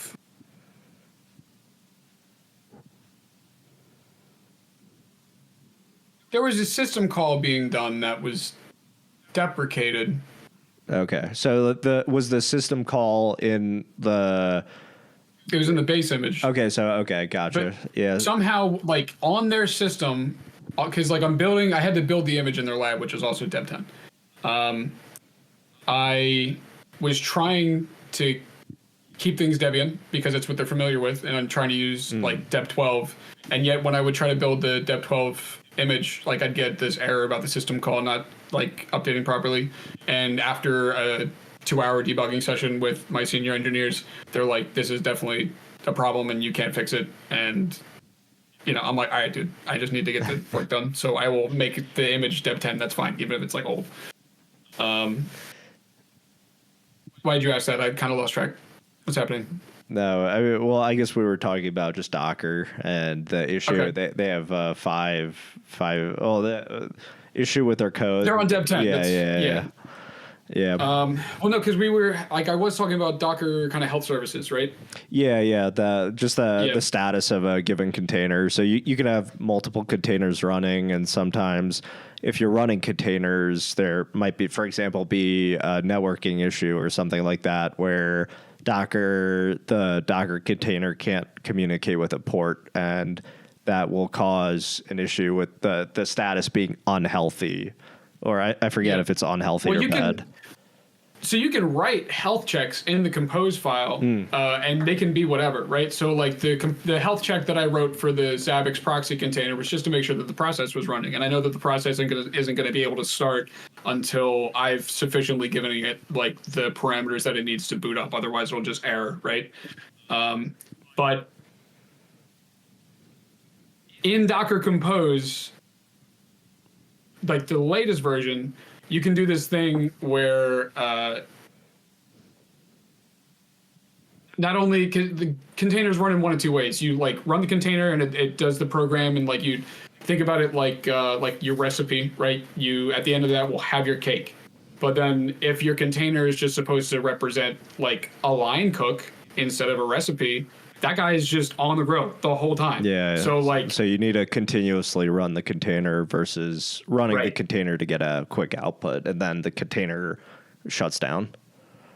Right. I could not. Well, okay. I originally wrote it so that way the containers would run in order, and the previous one would have to pass the health check in order for the next one to start.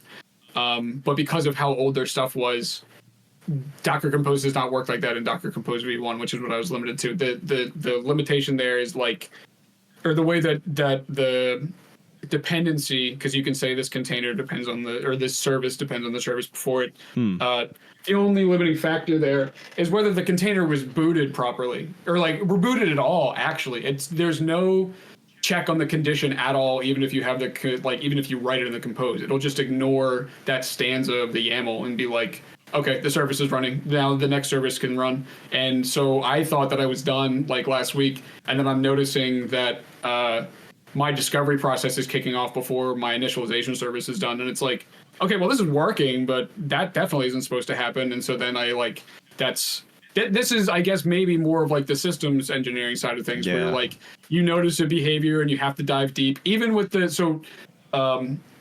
like another project that I'm working on that's taking a lot of time that I could talk about if we have time. It's up to you. We could talk about it, but no, I mean, on the versioning, the issue of having to use an older one, the current job I'm on, I initially, before I got to my current project, I was working on another project where they were using something called the Elk Stack, Elastic, Log Search, and blanking on the last one. But anyway, they had some Python scripts, and they had all these dependencies. And one of the things that I was doing is just I was trying to fix all the bugs there. One of the bugs was tied to the specific version of the Elk Stack image that they were using, but we couldn't upgrade because that would break everything. So that I had a chance to run into that. And me coming from more of a statistics data science, this was awesome. And I'm actually getting a lot more into DevOps and I'm more doing data engineering, where you're doing systems engineering, or some people might call it DevOps. But yeah, I think there's a lot of value in DevOps, and it's really the pipeline that makes sure that everything runs. And I'm such a big fan of Docker. Another thing that I wish I do think that most people, they start working with virtual machines, then they figure out containers, and that was my process. I love both. I use virtual machines all the time, and as much there's a lot of issues with VMware nowadays, but I use because they're like hiking their prices or something. Yeah. So I don't have to use VMs for my current work, but I talk to a lot of what's your buddy's name also? Is Gil. What's up, Gil? Nice. For those listening, it's Shawn's cat. But virtual machines, it's just such a cool tool to have, and that's really how I learned Linux. Is I have Windows 10 for now until I switch over to whatever flavor of Linux, but 80-90% of the time when I work with Linux, I'm doing Ubuntu or I'll do Debian, and I'm working through a virtual machine on it, and it's so useful. But same thing with Docker. This isn't the best way to phrase it, but it's like a lightweight VM, and it's so cool. But it's kind of funny because I run the VM to then run Docker, because all the Docker stuff I do on a VM. But yeah, it's awesome. But if you want to talk about the other one too, because I think these are just interesting problems, and I've had similar experience with troubleshooting and debugging things similar to what you're going through. So the second project I'm working on is more internal to Zabbix, and a little frustrating. I think I actually mentioned it like right at the very beginning. But this is like it represents like a shift in the way that I kind of like approach things. So do you know what a WebDriver is? Very. I actually think it might be better if you explain it. I mean, conceptually, it's just you're automating tasks in the browser. You find the elements in the browser, and then you interact with them if you're able to. You can check like their properties, or if like depending on the type of element it is, you can send it like an event, like a click, right? For those Python people, have you ever done stuff with Selenium? Yeah, so this is exactly, it's the same thing. Selenium is a WebDriver. Yeah, so any web stuff, front end stuff, I've just done personal projects. But sorry, go ahead.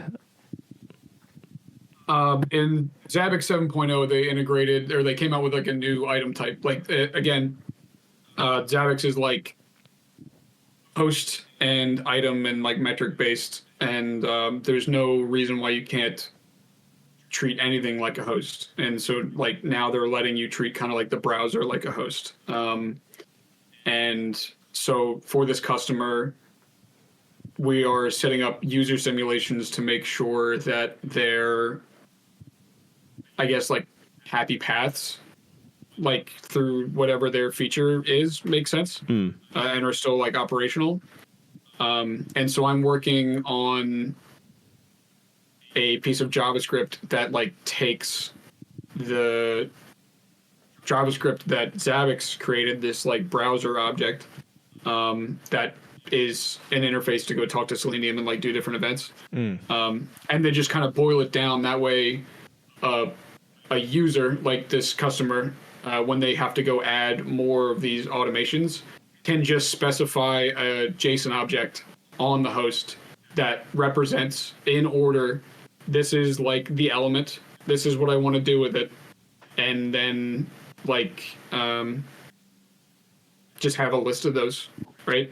And I'm getting frustrated because, and the cool thing, so this is like the system side, and then also like the cool open source side. I had all these questions about like, okay, well, what are like the correct operations to be doing here? And you can just go read the source code. It's like, oh, Zabbix is open source. I can just go see exactly what things they're calling, and then you could read like you can follow like the function chains and be like, okay, they're mapping it here. This is the JavaScript part. Here's the C part. The C part calls like this thing to duct tape, which is like whatever they're using to run the JavaScript in like a non-browser environment. and then talk to your Selenium service, right? That's actually automating these tests in the browser.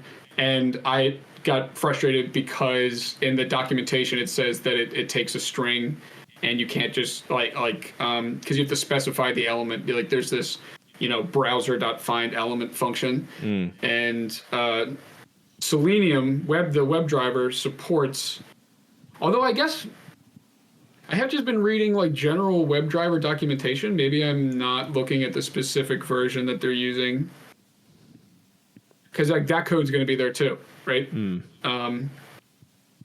Anyway, in the Zabbix documentation, it says you can just specify string. You can find the element by string. You go to the Zabbix source code that's written in C. That is not supported. You have to specify XPath or like link text or whatever like the other like 2 to 4 options are. But you can't just say like, oh, this is a string and then find it on the page. And that was really frustrating. And then also I'm using like the WebDriver supported options, and they're just not working. So like, I guess I have to go and figure out exactly what version of the WebDriver that is currently being used. Gotta understand the layers here, because like I said it earlier, the duct tape should just be for running the JavaScript. It shouldn't actually touch like the Selenium. By the time it gets to Selenium, if I should only have to look at the Selenium. Yeah, it's funny. I could see you kind of like working during this podcast. Yeah, I mean, well, okay, so like a big chat. I don't know if you experienced this because you worked labor and then you also are doing like a more brain job. I just can't stop thinking about work when I leave work, and I've been trying to figure out how to compartmentalize that. That's been like really tough. But it definitely happens. What I say is what I know I'm thinking too much about work is when I'm dreaming about it, and it's, okay, yeah. So yeah, I'll have those times. Right now, I think just everything in general is busy, but everybody experiences it at some point. Yeah, I think it's just part of being a junior, and you kind of work it out. Yeah, and it'll come over time, and then other things happen, like relationships, and that will help at least occupy your time instead of always thinking about work. And I like you're saying, I do think experience also helps. I don't know if it's like I don't have enough other things to be thinking about. It's more like I can't let go of the like needing to figure this out. Like, and it's to a detriment, because like the thing that I'm really like today, I sat down and just worked on this thing, even though it was frustrating, for like 6 hours straight. And I know that the last like 2 hours of that, I'm just not making progress. Yeah. And I have to find a way to like, so, cause like I come from working at Giant, and it's like, if you're not moving, you're not doing your job, dude. So like the idea that I could actually be doing worse by working more is I think true, and also like going to be an adjustment. It's tough. Yeah. I guess tying it into the physical world and physical labor versus kind of thinking and everything like that. I gave an exam recently. I let the students take as much time as they needed. One of the students took 4.5 hours, and yeah, then that sounds like me. It was just a conversation of I like one of the issues afterwards. I was talking to the student, and I was saying it's overthinking is, I think, something that hurt you here, and I definitely understand. I've been there before, but yeah, after a certain amount of hours, the next hour you're going to dedicate to that work or that project might actually be detrimental to the work. But no, I mean, it's one of the things to figure out. Yeah, one of the many things. All right, well, let's get into the fun questions. So All right. I'm okay. This might also be blasphemous, so I'm sorry if I. So you play Dungeons and Dragons, right?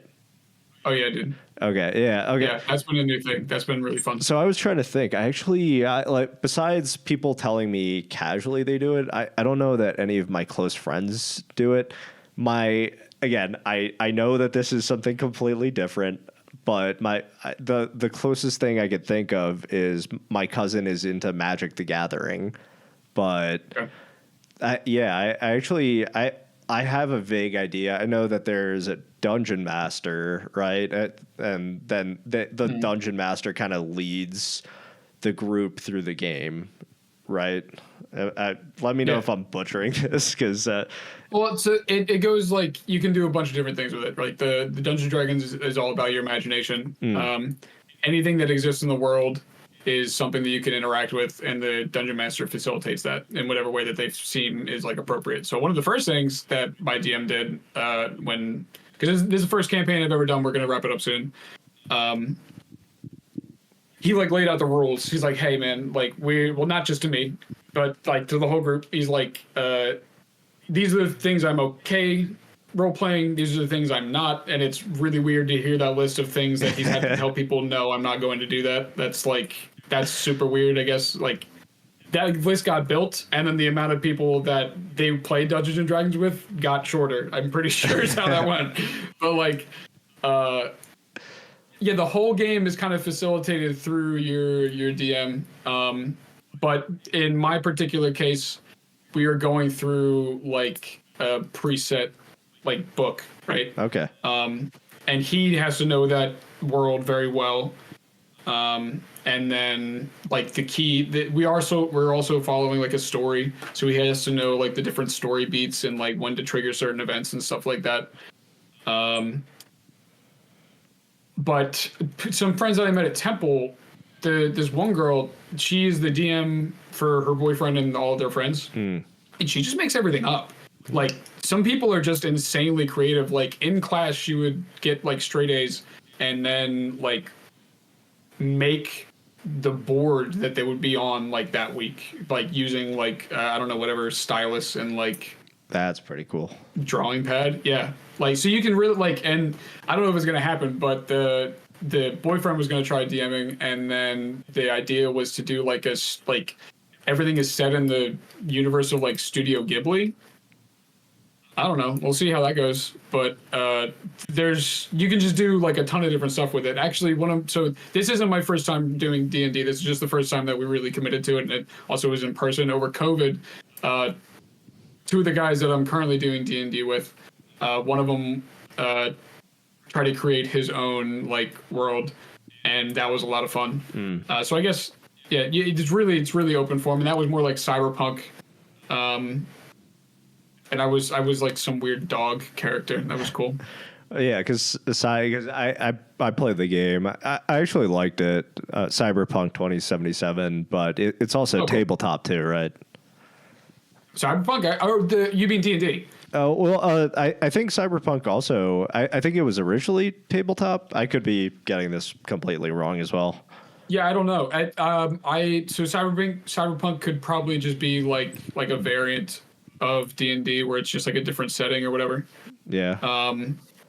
But the one we're doing is like a real classic, like we're fighting a vampire, like that's the big bad guy, and like I'm a wizard and my buddy is like a lizard and the other guy's a paladin. Well, lizard's his race, like he's a rogue. But like this is just a completely different type of game that I'd ever played before, and it's way more immersive than well, I wouldn't say maybe it's more immersive, I don't know. It's definitely more fun. Like another thing, going back to the live service games, and all of those are really isolating, especially the competitive ones. And like something like D&D is just like the complete opposite of that. You're just surrounded by like people that you like, and everybody's laughing and having a good time. And like, I don't know, it's just like the best version of gaming, maybe.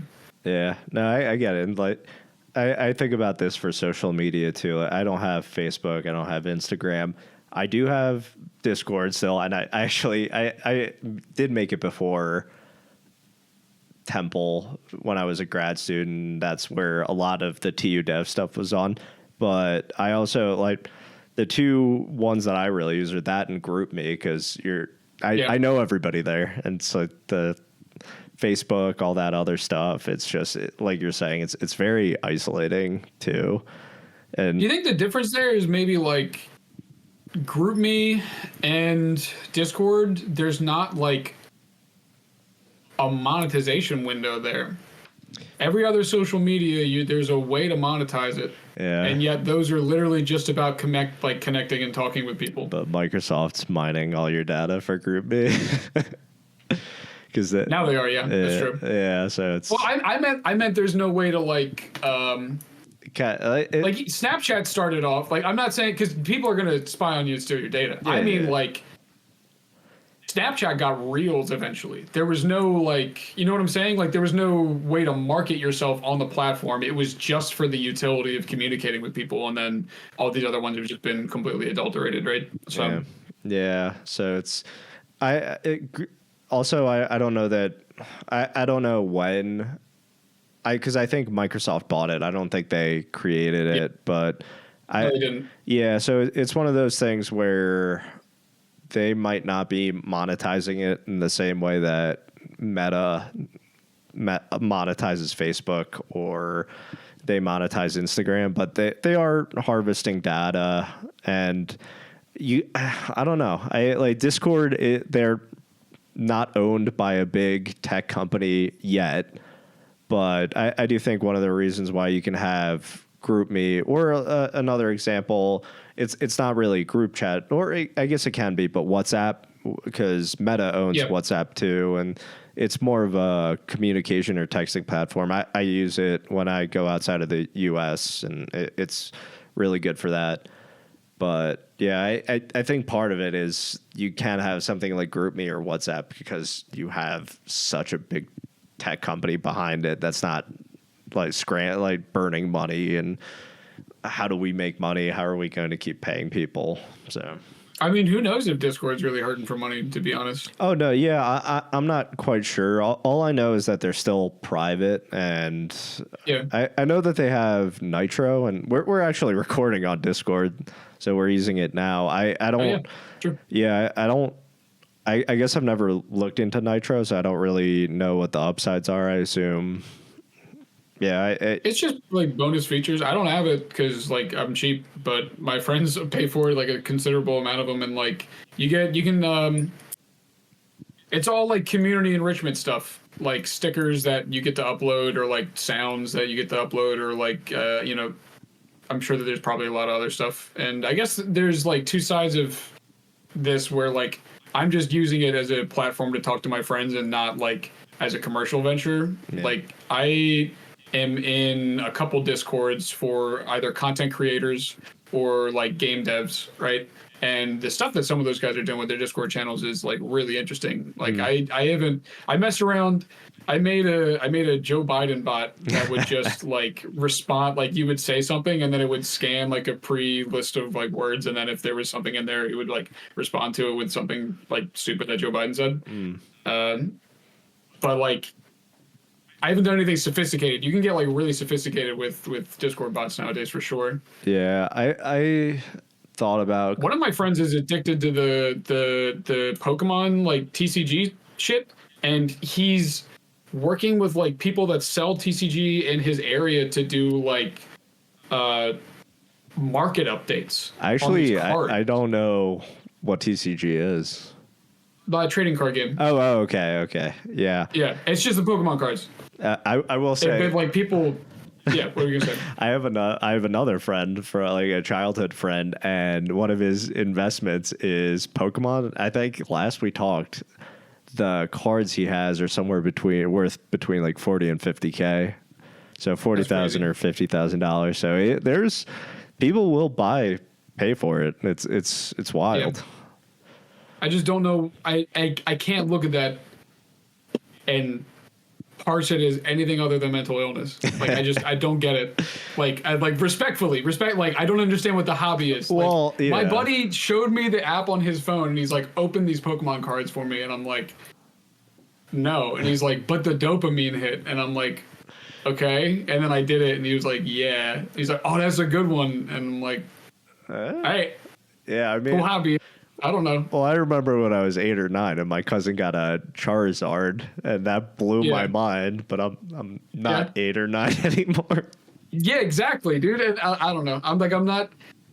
Like I do that thing where like you yuck other people's yum or whatever, but like some of this is just so I don't know how to look at that as anything other than predatory. It feels weird. You know what I mean? Like I'm not like your band sucks. I'm like that. You're just like, what are you doing? Yeah, I guess I can at least understand Pokemon a little bit more than the meme coins or the apes. Like well, dude. At Temple through TUDev, I met a guy who had $2 or $3 million. $1 or $2 million worth of NFTs through Bored Apes. Yeah. And he would go to the conventions. I haven't reached out to him in a long time, but he would like do Solana programming, and he was like meeting people. Like there's another guy who. All right, I don't want to like. Docs. He's making crypto 4chan. Okay. And it's already there. And like their big element is like I was just talking to somebody at the office about this today. Actually, it's really funny that it's like obviously you've probably been on 4chan. Actually, no. I've seen screenshots of it, but it's an image board. Yeah, it's like Reddit but with more pictures. Yeah, and less organized. Yeah, I've never got into Reddit for whatever reason. It really. Yeah, it never appealed to me. I mean, there's some funny ones that I'll like. Oh, that's kind of funny, but. I don't know. I know some people that'll like get into subreddits, but I just never got into them for whatever reason. Reddit nowadays is dog shit compared to what it used to be. It used to it's that same thing where like a bunch of people go and do a thing or like they join a community and then like whatever that purpose was originally just gets like diluted, right? Kind of the same thing we were talking about earlier. And like the audience of Reddit used to just be way more educated and like less bias and there wouldn't be just like annoying shit on the front page every single day about like politics or about like I don't know, just like the same memes. Like it used to not all be screenshots of Twitter posts. There used to be like discussion and like you can still find that the way to use Reddit is like you have something you care about and you want to learn more about it, and then you go to that subreddit, and then you see like the 25 people that are there, and they are talking about it, right? And then it's all text posts. There's no pictures unless it's like, oh, you're gardening and you want to show me your vegetables or something, right? It used to be like Hobby Central, and now it's just like screenshots of TikToks, and it sucks. Yeah, I mean now that I'm kind of thinking about it, I think the reason Reddit might be worse is because people aged, and as you get older, it's I've always been kind of weird where I'm into geopolitics. Even when I was apathetic about a lot of stuff in high school, geopolitics, economics, I was into it, and now I'm getting to the age where my friends are getting into it. It's like, oh, do you know about this? Like, yeah, I read, but maybe millennials are just.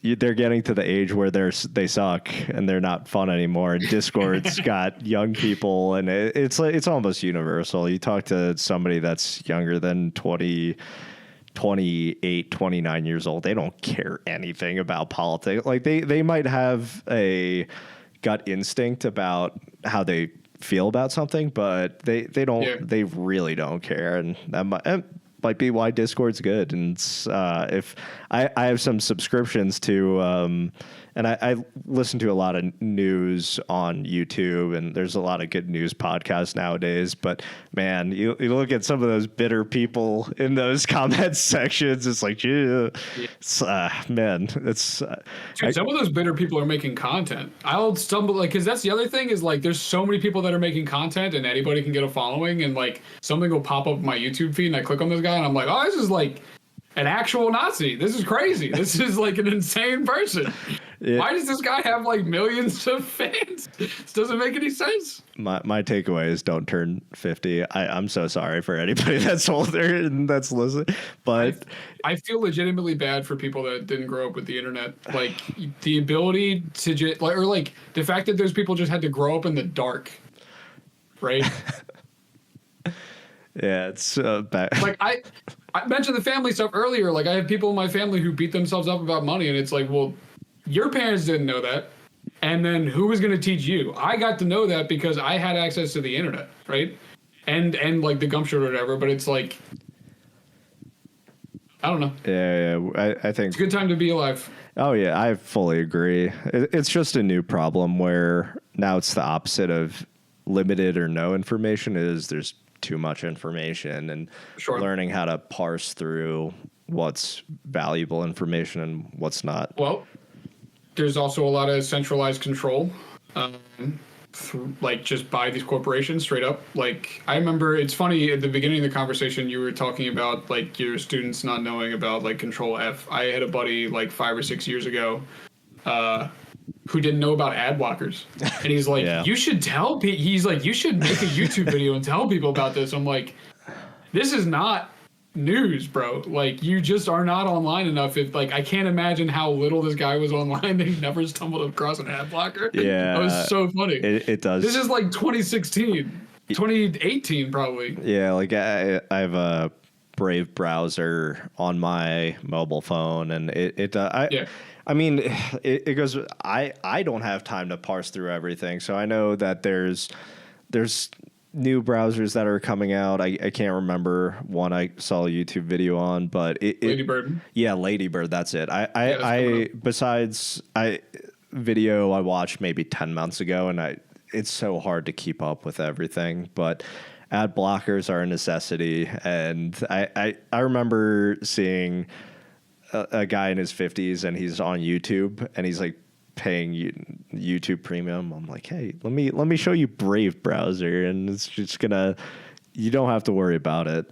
And but that's what happens when these companies own like the platforms, and like you can't just like okay, it sounds like you maybe watch YouTube through your Brave browser, but like you can't get an ad blocker on the YouTube app because Apple has a deal with Microsoft where like it's just on their system, right? And you don't have access to the software at that level. It's like I feel like kind of shitty because these companies just totally won, and I don't know, that feels bad. We'll see. I mean, we'll see. I will say the companies nowadays they do make a lot of money, but I do think that everybody is eventually going to get disrupted. Nothing lasts forever. Eventually, Google's not going to be a thing anymore. I don't know how long that takes, but I'm pretty confident in saying that. I can't give you a time frame, but... Really? You think that Google is going to go out of business at some point? Yeah, well, it's one of those things. And it'll be market-driven forces and not because the world explodes? No, I don't know. I think there's some interesting stuff with crypto. I'm not talking about the meme coins or the NFTs. Yeah. But you mentioned Solana. I haven't looked into this, but I remember because I never got super into crypto, but I do think that there's some interesting ideas there about decentralization. And I know Solana has some sort of phone because I have an Android phone now. Way back, I had an iPhone. I'm never going to get any iPhone again going forward, but I've been thinking about getting a Linux phone for a while. It still seems like it hasn't gotten to that point, but I know Solana has a phone now. I know that there's I forget, I think it's called Libre or something. There's a few Linux phone options, and that's the one that just blew up Argentina, is Libre. I don't know if it's linked to the coin. That it might just be a coincidence that it's named that. I think it's called like Libre Purism or something like that. But it's a Linux phone, and I don't have one. I have an Android, just a typical from one of the big tech companies. But who knows? After there might be another thing is when it comes to like things like Linux. There's a learning curve, and the thing about iPhones or Samsung or Google Pixel, it's just straight out of the box, really easy to use. I haven't really looked too deeply into a Linux phone, but I'm guessing that there might be some extra setup you need to do or some other things that you need to do. in order to work with it. And that's why Linux hasn't really blown up as an operating system. Well, I think that, and you have a lot of different branches of Linux, but you kind of have to know the actual operating system a bit more than Windows or Mac OS. But we'll see. I mean, yeah, like, I guarantee the person that doesn't know how to control F doesn't understand the difference between their operating system and their browser, right? So like to act like, or that person's not on the market for a Linux phone. Yeah. You know. Yeah. But people that actually know the technology might be, and like I certainly wouldn't be opposed to it. Yeah, we'll see. And you're saying that would be the disruptor. I could see that maybe. Yeah, maybe. It's one of those that I'm totally done with making any predictions about anything because they're always wildly wrong. So it's just one of those things where a true economist. Yeah, always uncertain. Well, I'm also a statistician, so I think everything is probabilistic. Where I can make a guess about something. Like there's some things I'm pretty confident about, like the sun will come out tomorrow, but I can't say with technically 100% certainty it will, because it might not. But yeah, there's always uncertainty. So we're getting towards the end of the podcast. The last fun question I want to ask you is, what games have you been playing recently? So if you have any interest in D&D at all, you should play Baldur's Gate 3. Because what they did with that game was try to take as much as D&D as possible, still put it in like a linear story, and it is one of the most fun things I have ever played in my life. And I haven't played it recently, but I put 120 hours into it when I did get it, and you just have to try that out, especially because like the type of game that you called out that you do like is Red Dead, where like you get absorbed, right? And it's a single player game.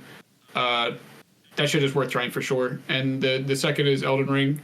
I'm not playing League right now. I'm not touching Marvel Rivals. I'm not doing competitive games anymore because it just there's more valuable things in my life to be competitive about. I'd rather like try to just funnel that energy into something that's actually going to pay off instead of like I got pretty good at League, but just not good enough to where it actually mattered at all. So yeah, I know Baldur's Gate recently dropped, right? Like past year. Yeah, it's the past couple of years. The Portal 2 is the most recent game that I've been playing actually, and that's because I was doing like a little bit of a nostalgic thing. I haven't played it in a long time, and it's still so fun. It's such a good game. That's probably my favorite game of all time is Portal 2. Like it had such an influence on my humor, and I actually might have to check it out. That came out, I think, right when I wasn't gaming anymore. So that's it's one of the best games ever made. Yeah, for sure. Yeah, I'll have to check it out. I got a relatively new GPU. I got a 3080 Ti, and I've been playing Space Marine 2. So oh, nice. Yeah, I was playing that recently. That game is really fun. I like it, and I will say, just it's one of those games where graphically there's a step up. One of them was Red Dead Redemption 2 when I first played it. It was beautiful. Yeah, the tutorial. I know people don't like how sometimes it's slow paced, but for me it's like, wow, look at the snow when you're walking through it, and it's so cool. For me it was I guess for Space Marines went to the Tyranids, the way that they crawl up the walls. It was so cool to me, and just playing that. So I was playing that recently, and I got the Dead Space remake, and I've been playing that. Actually, that's the most recent game I've been playing, and it's been. I really did a Dead Space remake. Yeah, I recommend it. I think it was on sale on Steam, and I picked it up for like $20 or $30, and I've really enjoyed it so far. I haven't finished it yet, but I put a few hours into it. I never beat the first one. I was too scared. I'm an adult now, so I'll maybe be able to beat it this time.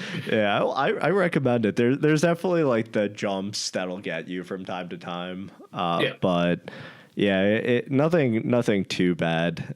So, and I do think the weapons are kind of cool. Like No, yeah, the gameplay of Dead Space is really, really fun. I don't know if there's anything else that's like that. Yeah. Especially given the time that it came out.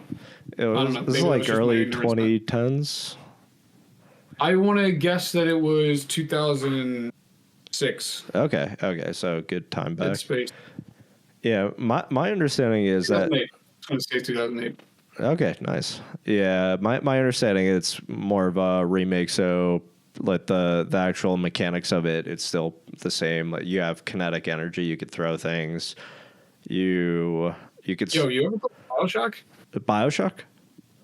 Yeah. Yeah. That was like towards the end of the gaming when I was a kid when BioShock came out. I don't think I played BioShock 2, but yeah, the first BioShock was really cool, and that was amazing. Yeah, the powers there and everything that was cool, and the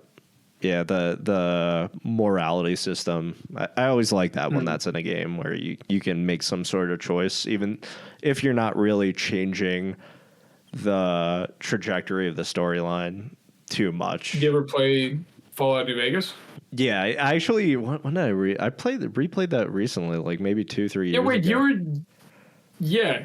I think we talked about that actually. That's very funny. Yeah, no, that's a good game. Yeah, Fallout New Vegas is. I mean, I think if you're a game, because actually, I guess before I played the Fallout the remake that came out before that, 2000 whatever it was, 8, 9, 10, and before that, I actually was playing. I was actually thinking about this when you were talking about Dungeons and Dragons. Like one of the only real RPG type games that might be close to D&D was I played Elder Scrolls Oblivion, and yeah, so that I guess that's the closest reference point I have to Dungeons and Dragons. But Bethesda made that, and they also made Fallout. But I do really like Fallout New Vegas, and I think the storyline's really great too. Yeah, the writing in Fallout New Vegas is great. Yeah, one of the best games ever made. Ring a ding ding. Yeah, but it's Dead Space. I'm trying to think besides Space Marine.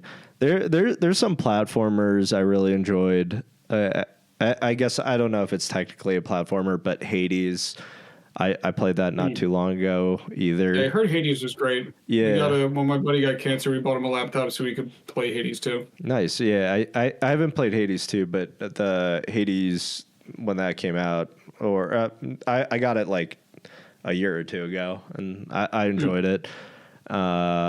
Blasphemous. That I've mentioned both Hades and Blasphemous here, but Blasphemous is a really cool one. It's a side scroller, and you play. It's got a medieval setting. It's not the most difficult because I actually played Blasphemous 2, and then Blasphemous 1 went on sale, and I got it, and I think I eventually beat that, but the bosses were actually really fun to play with, and it gave you a good variety.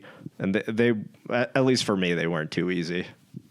This game has amazing aesthetics. Yeah, no, I've only watched gameplay and seen trailers, but this is really cool, man. I highly recommend it. I really liked it. I'm hoping there's a Blasphemous 3, but really enjoyed I'd say maybe Blasphemous, then Blasphemous 2, because I do think Blasphemous 2 is significantly better than the first Blasphemous. Yeah. All right. Well, this is the longest podcast I've done so far, so congratulations. It's good talking to you. Yeah. I'm happy that you're doing well. Yeah. Thank you for having me on. Yeah. All right. Shawn Dutill, everyone.